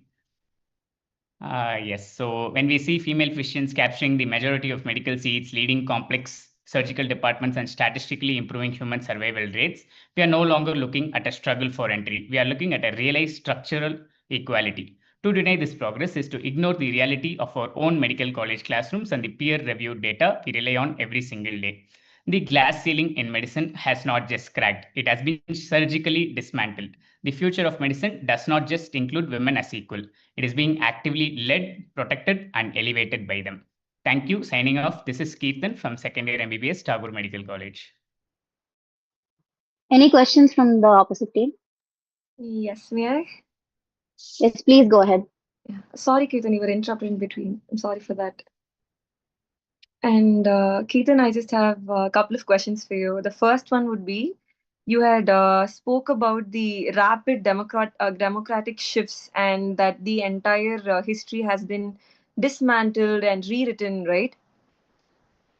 Yes. Yeah. So back in 1849, we spoke about equality because that time we had to fight about equal opportunities or maybe the number of seats, the number of women getting hired, and all of that. Right. But modern problems require modern solutions. So right here in 2026, we are not talking about equal number of seats or equal number of women getting hired in hospitals. I'm talking to you about an equal space for me and you to grow. Day after tomorrow or someday in the future, when you are an intern, when you are in the right mind space to treat a patient, I want to be in the right mind space. Can you assure me that? Okay. Can you See. assure me that kind of equality? Okay, again, I have told about the internal complaints committee. There have been initiatives and they have shown success. So what I would say is modern problems require modern solutions, but it's not the history right now. We have improved so much more. Yes, so that is something that I wanted. And you also called me out on the forced parity of the Sai 50%. Shakti, there is no cross questions. Okay, okay. Thank you. Thank you. Thank you. Ketan, it was actually a good speech. It was actually good. We have the last speaker for today against the motion, Siddhi. I guess he will answer all the topics which you give, Ketan. I'm sorry, I didn't catch the last part. Should I start my speech? Yeah, you can start. You can start. Okay. So this entire time we've been discussing gender inequality in medicine, right? And a lot of you may assume that this problem exists only for female medical practitioners, but it does not. It is much more pervasive than that in the society. The consequences extend far beyond women working in hospitals. They affect every woman who seeks healthcare, every single female patient. One of the clearest examples exists in research. Women remain underrepresented in senior leadership positions, decision-making bodies, and grant awarding structures. As my teammate mentioned, only one among 16 directors at AIMS New Delhi, the top of the top, is a woman. When women are so blatantly absent from the top, the consequences flow downward into everything. And women's health issues are often excluded from research priorities as well. The result is a healthcare system that knows far less about women's bodies than it should. This is not because these conditions are rare or unimportant. It is because the people deciding what gets studied and what gets funded have historically not considered them a priority. And when research is lacking, patient care suffers. Women's symptoms historically have infamously been dismissed as hysteria and even contemporarily continue to be dismissed as anxiety. The issue extends beyond healthcare itself, the modern workplace, but especially the medical workplace, which was designed around a male body and a male life pattern. The expectation is uninterrupted productivity, uninterrupted availability, and uninterrupted career progression. Leadership structures were built by men for men and according to assumptions about what a successful professional should look like as a man. As my peer pointed out, the absence of creches, the lack of breastfeeding facilities, the missing basic amenities for women in hospitals are not oversights. They are architectural evidence that the workplace was never designed with women in mind. Women have not been entering the neutral system. They have been entering the system built without them in mind and then being asked to adapt. Women bear biological realities such as pregnancy and childbirth and societal obligations such as household management. Yet workplaces often treat this as inconveniences rather than normal parts of human life. As my teammate said, women needed high courts and the Supreme Courts just to protect their life to give just to protect the right to give birth without losing their livelihood. When courts have to intervene for something so basic, it is not a broken policy, it is a broken system. The burden of adapting has always fallen on women. For decades, women have absorbed the professional costs themselves. working harder, proving themselves repeatedly, delaying family planning, or even sacrificing opportunities in order to fit into a system that was never designed with them in mind. And before we start blaming, as we have been doing, some vague, intangible juggernaut system, let us remember something important. The system is not an untouchable force. We are the system. Every consultant, every professor, every administrator, every student, you and I contribute to the culture of medicine. And I do not believe anyone here with a clear conscience can say that they have not encountered misogynistic people in positions of power. We have all seen it. Sometimes it comes from men, sometimes it comes from women, who are now victims and perpetrators both, as they have internalized the same standards that once harmed them. Because women in medicine are often judged by standards that men never have to meet. A man can be untidy, outspoken, assertive, emotional, exhausted, and ambitious, and still be seen simply as a doctor. A woman is expected to perform femininity correctly, be morally upholding, and simultaneously prove her professional competence. As my peer rightly said, it's the same behavior, but two different judgments. Assertion becomes aggression, and discipline becomes difficult. Even at the lowest level as students, all of us have experienced this. Rules that are presented as discipline often fall much heavily on women than on men. Women learn at a very early age that they are being evaluated not only on their knowledge, but also on how they look, how they sit, how they speak, and how they behave. I can only imagine the standards that women at higher levels have to uphold. As my opponent, Meena Pandimi, I'm sorry for butchering it, but you mentioned the World Economic Forum and the Gender Pay Gap report. As soon as they said that 47.3% of the positions were held by women, they followed it up by a leap to the top concept, where men are giving lower leadership positions to women while still holding the higher positions for themselves. These incidents may seem small in isolation, but together they send a clear message. As Simone de Beauvoir famously argued, women are often treated as the other sex. Man is considered the norm, and women are measured against that norm. That reality has not disappeared from medicine. But medicine likes to describe itself as the noblest profession, right? All of us have entered this field because we wanted to change people's lives for the better. If we claim that moral high ground, then we must be willing to examine our own failures. Why, now that we have a responsibility towards 50% of the community and an opportunity to make their lives better, are you shirking away from that responsibility and hiding under the garb of the response? Yes, inequalities exist, but so much progress has been made, and even more progress has been made slowly. And progress has been made. I do not deny that. But when people tell us that this progress is happening slowly and there are historical lags and it's not yet equalized, I ask a simple question: slow for whom? The people who benefit from inequality can afford patience. The people disadvantaged by it are paying the cost of it.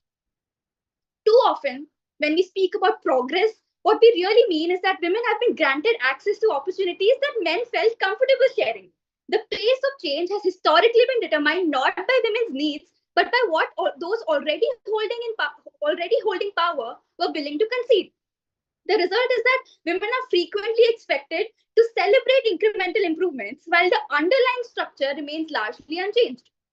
If women still face barriers that men do not face, have to overcome obstacles that men never even encounter, if women's health remains under researched and women remain underrepresented in positions of power, then equality has not been achieved. We cannot call a system equal simply because it is less unequal than it used to be. Because equality is not measured by admission numbers or policy statements or mission statements. It is measured by whose careers advance, who holds power, whose research gets funded, whose pain gets relieved, and whose sacrifices are taken for granted. And by that measure, medicine has a long, long way to go. So, what do we do with that? We acknowledge that the odds are not fair. Change begins with accepting that change is needed. We stop waiting for the system to fix itself because the system will not volunteer its own reform. Change in medicine has never come from the top quietly deciding to do better. It has come from people inside it refusing to stay silent. That means calling out when a female colleague is talked over or called a nurse, questioning why the on-call room has no safe spaces for women.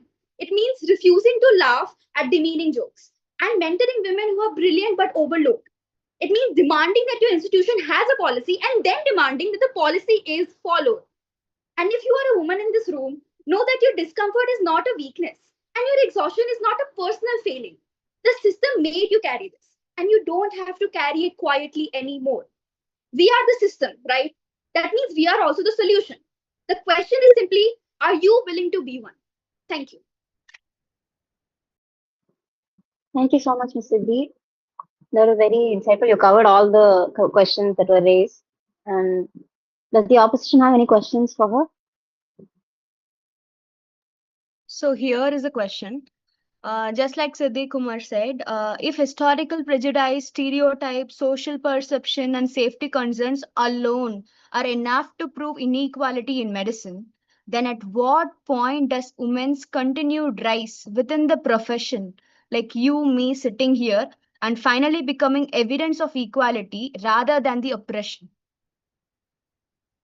So what you're saying is basically, at what point will I say that we are equal, right?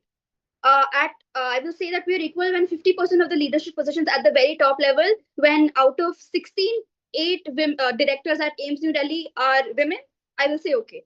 In 2020, only 6% of the total investment into women's research regarding disorders or conditions that affects women specifically was just 6%, 5% of which was breast cancer. When that becomes 50%, I will say we have equality.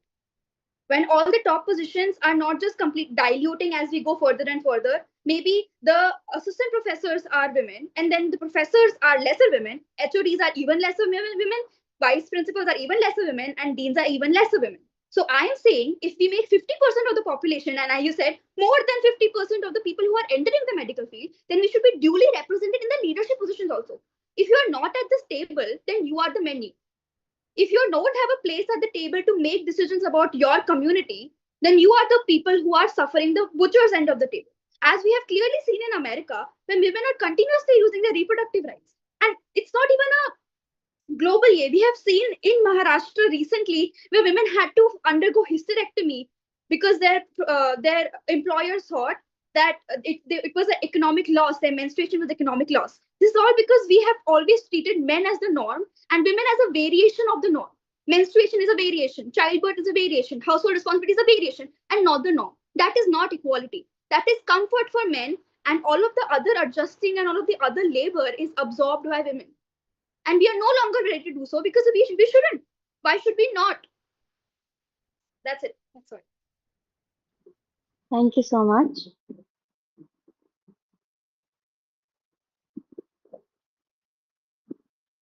I think that was the last speaker. It was actually a great fire. It was actually very fire. I was not able to answer any of the questions from Siddhi. I was trying to answer like we can get some points against Siddhi, but then no, everything was on point. Great, Siddhi. It was really great. And we are extremely sorry for interrupting Kirtan. Kirtan, is there anything you need to add upon? No problem. Then, is there any questions from the audience?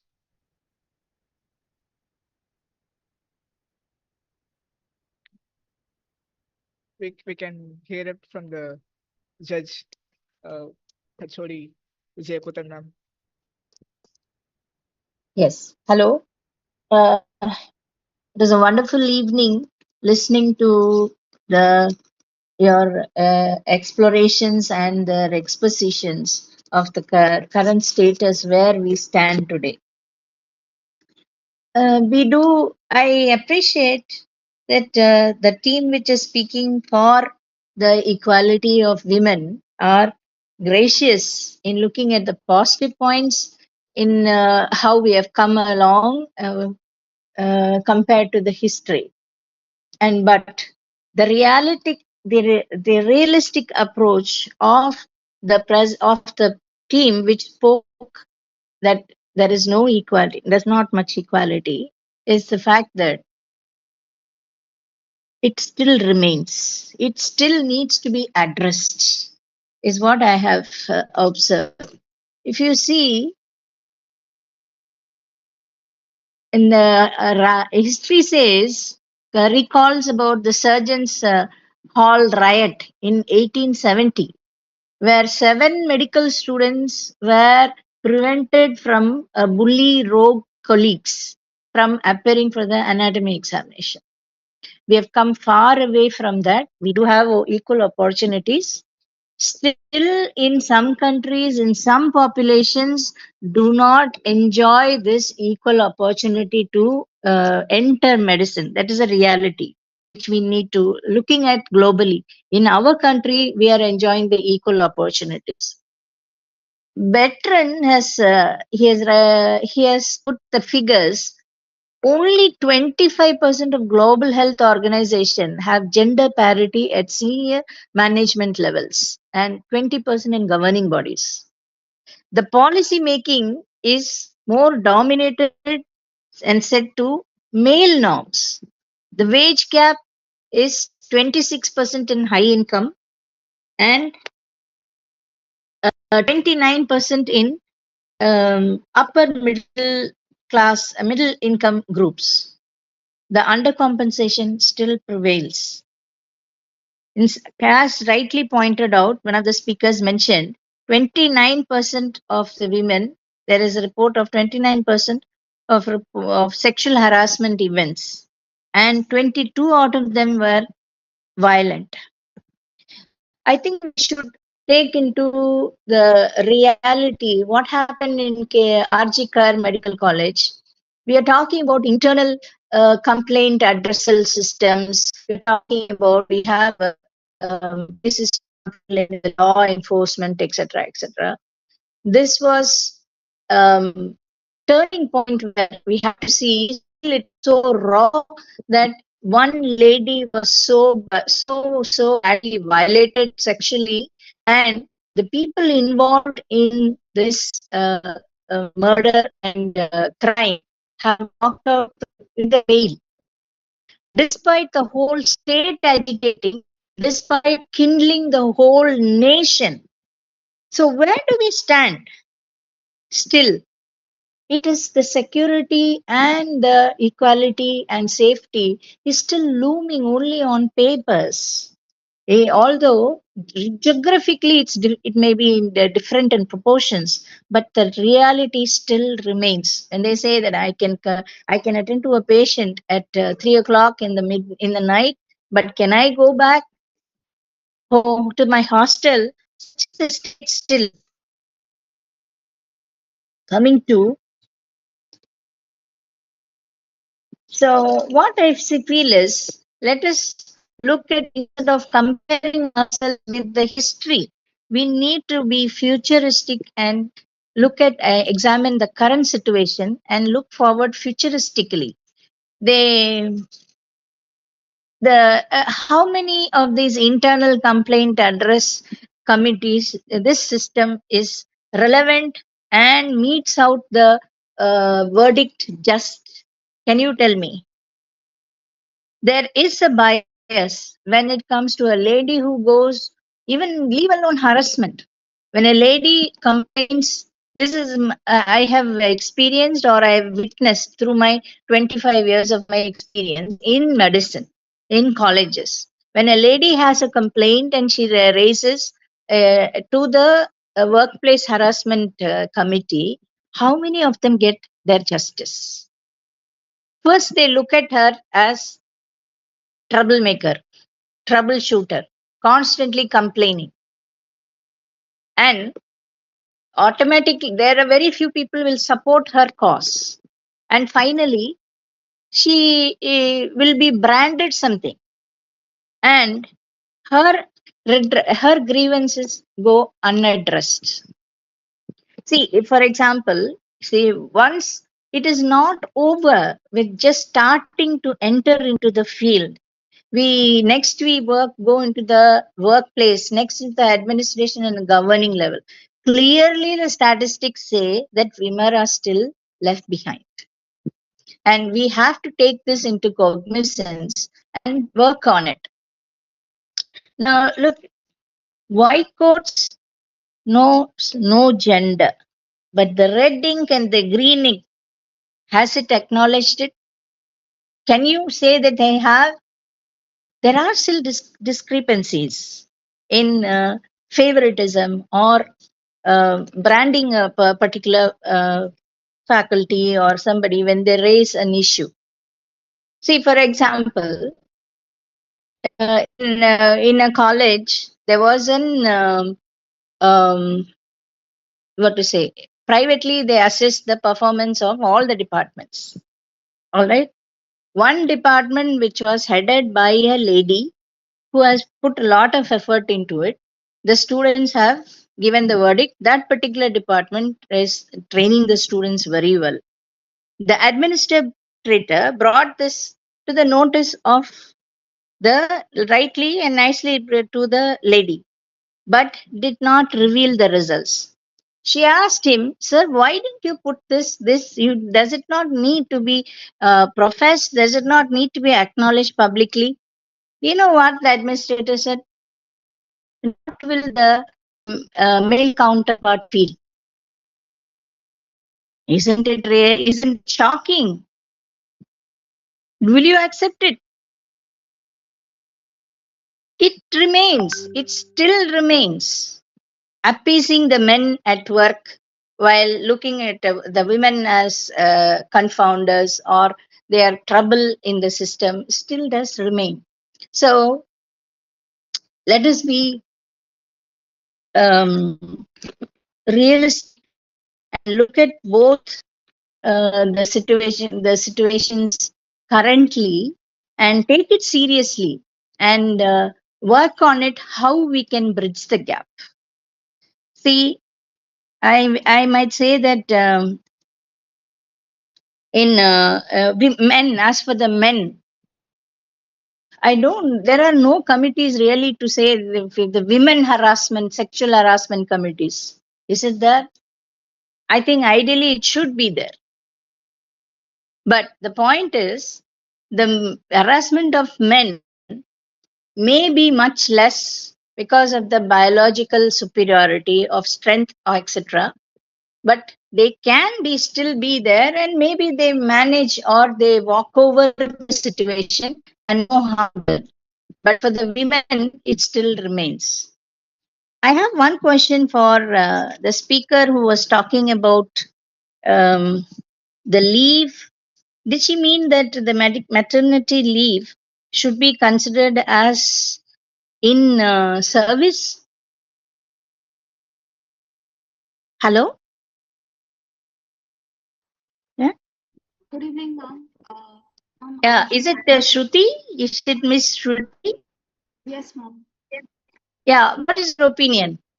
Ma'am, my focus was more on the point that the very fact that women had to fight during their PG, that they need to access maternity leave.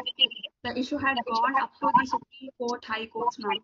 And also that paternity leaves are not being exercised right now currently. So male counterparts do not take equal roles in parenting, and that itself causes an inequality for women. So I wanted to focus on those two aspects, ma'am. The women definitely deserve for their what to say, their occupations in their family, but it may not be appropriate to accept it as a in service because the promotion depends on their performance in the department and also how much they have earned experience. They must be appropriately given adequate number of days for maternity leave. But this point, I think I'm clear about it. And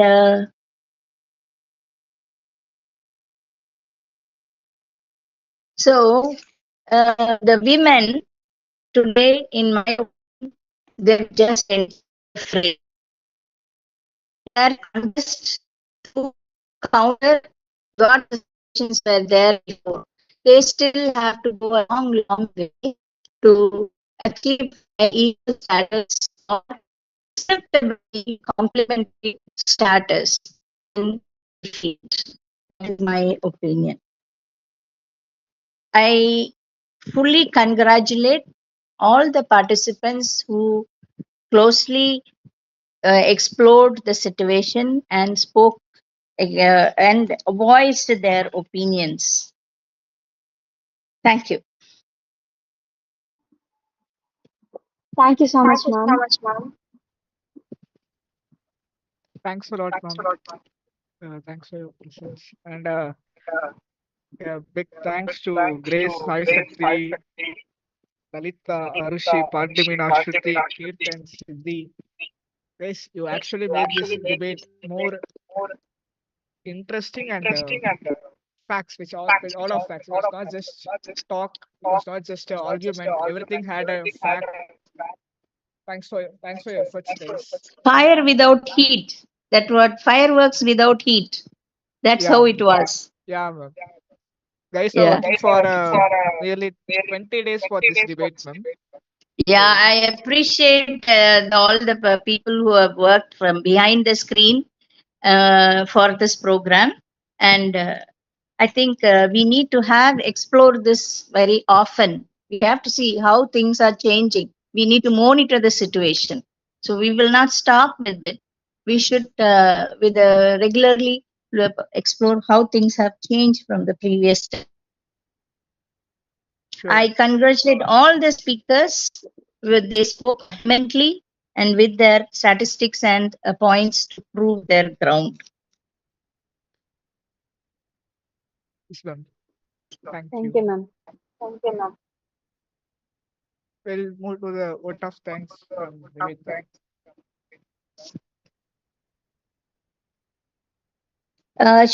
Would like to hear from the audience Is what there any their opinion is. Sure. Is there any opinion from the audience?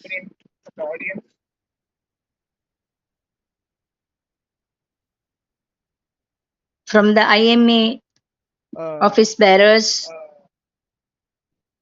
We do have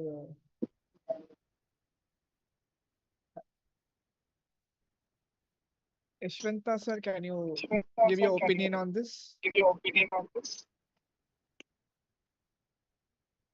Ishwanta sir, Vignesh, and Hariram sir.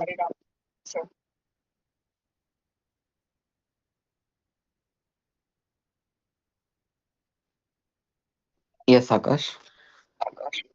Sir, your opinion on the debate, like, what do you think about the both arguments happened?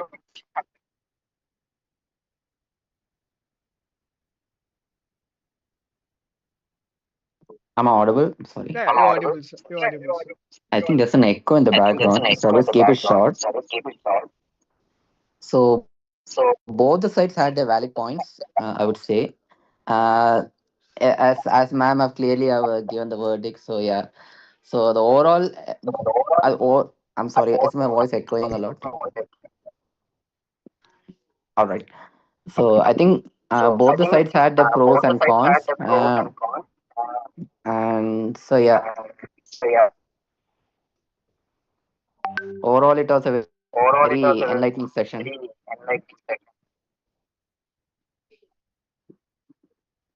Thank you, sir. Thank you, sir. Is there anyone else who wanted to put some points on this?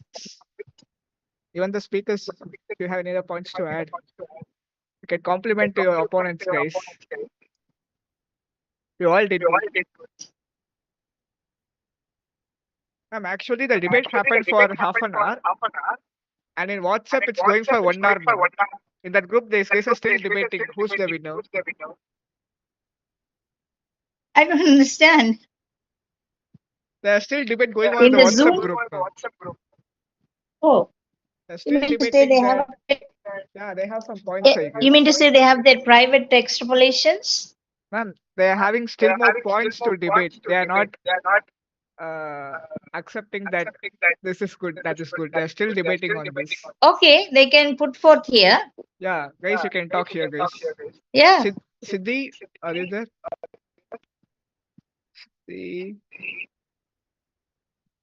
Arushi, Shruti, Grace, Lalita.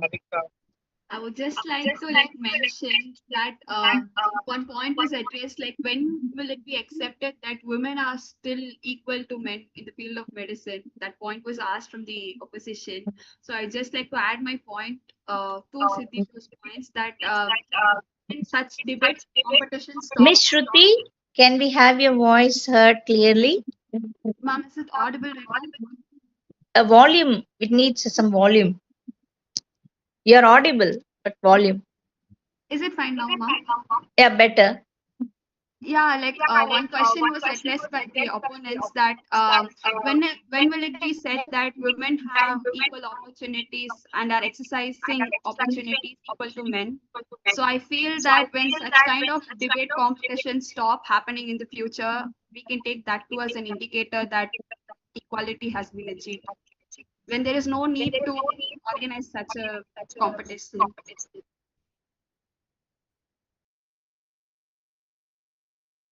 I didn't get your point. Sorry. Ma'am, she's trying to say that when it's a infallible, incorrigible reality of the situation that everyone who enters this debate feels the need that this debate need not be held at all. That means that true equality has been reached. When the point of this debate itself has been made pointless, that is when equality.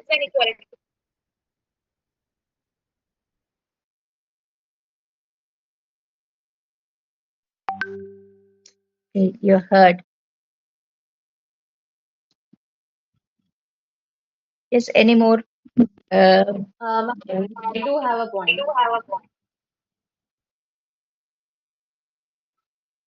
Ma'am, our opponents have argued on the basis of saying that Excuse me, Arishi. Sorry to interrupt. Ma'am, while two or more speakers are unmuted, it's getting echoing, ma'am. So can we? Yeah, the audio is suboptimal. I'm not able to follow clearly the words. So I request to mute the mics so that only the speaker can talk.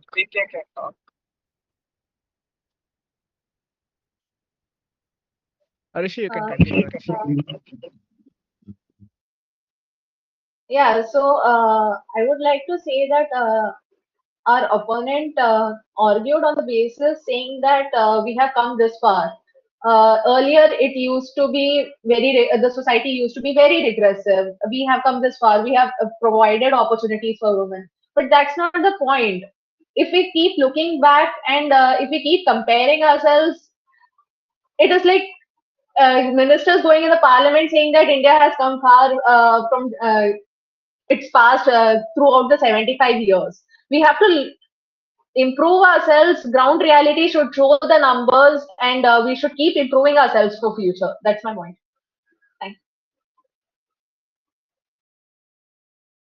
Ma'am, your mic is muted, ma'am. Sorry, ma'am. We appreciate your reinforcement of your point. Any fresh points that has not been addressed, please put forth around now. We are all ears.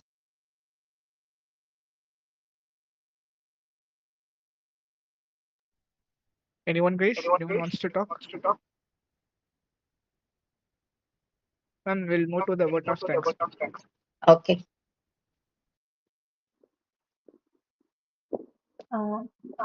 Respected dignitaries, esteemed judge, seniors, and dear friends, as we come to the end of today's session, it is my privilege to deliver the vote of thanks. First and foremost, on behalf of IMA-MSN Tamil Nadu State Branch, I extend our heartfelt gratitude to our esteemed judge, Dr. Professor Vijaya Kuthan ma'am, for taking the time to be with us today and for guiding this debate with her valuable presence and expertise. It has truly been an honor and an inspiration for all of us to have you with us today, ma'am. Today's debate encouraged us to reflect on important realities within the medical profession, from opportunities and achievements to the challenges and inequalities that women may continue to face. The thoughtful perspectives shared by all participants made this session engaging, relevant, and intellectually enriching. I would also like to sincerely thank the respected patrons and state leadership of IMA Tamil Nadu State Branch for their constant encouragement and support towards student initiatives. I'm also deeply grateful to all our distinguished guests for sharing your valuable thoughts, experiences, and perspectives with us today. Dr. V.S. Hariharan Sir, Dr. S. Jamana Rani Ma'am, Dr. Kannan Rajendran Sir, Dr. Elizabeth K.E. Ma'am, Dr. Apeksha Anand Ma'am, and Dr. Praveen S. Sir. Your presence and guidance added immense value to this program. A special note of gratitude to Dr. Arunagiri Sir, Dr. Ajay Karthik Sir, Dr. Bala Hariharan Sir, Dr. Hariram Sir, for your continuous guidance, motivation, and support throughout the planning and execution of this event. My appreciation also goes to the organizing team, Dr. Hariram sir, Akash and Susan, for the teamwork, coordination and sincere efforts behind the smooth conduction of today's program. Finally, a sincere thank you to all the participants who joined us today and made this debate meaningful and thought-provoking. With gratitude and appreciation, we conclude today's session. Thank you everyone so much for joining.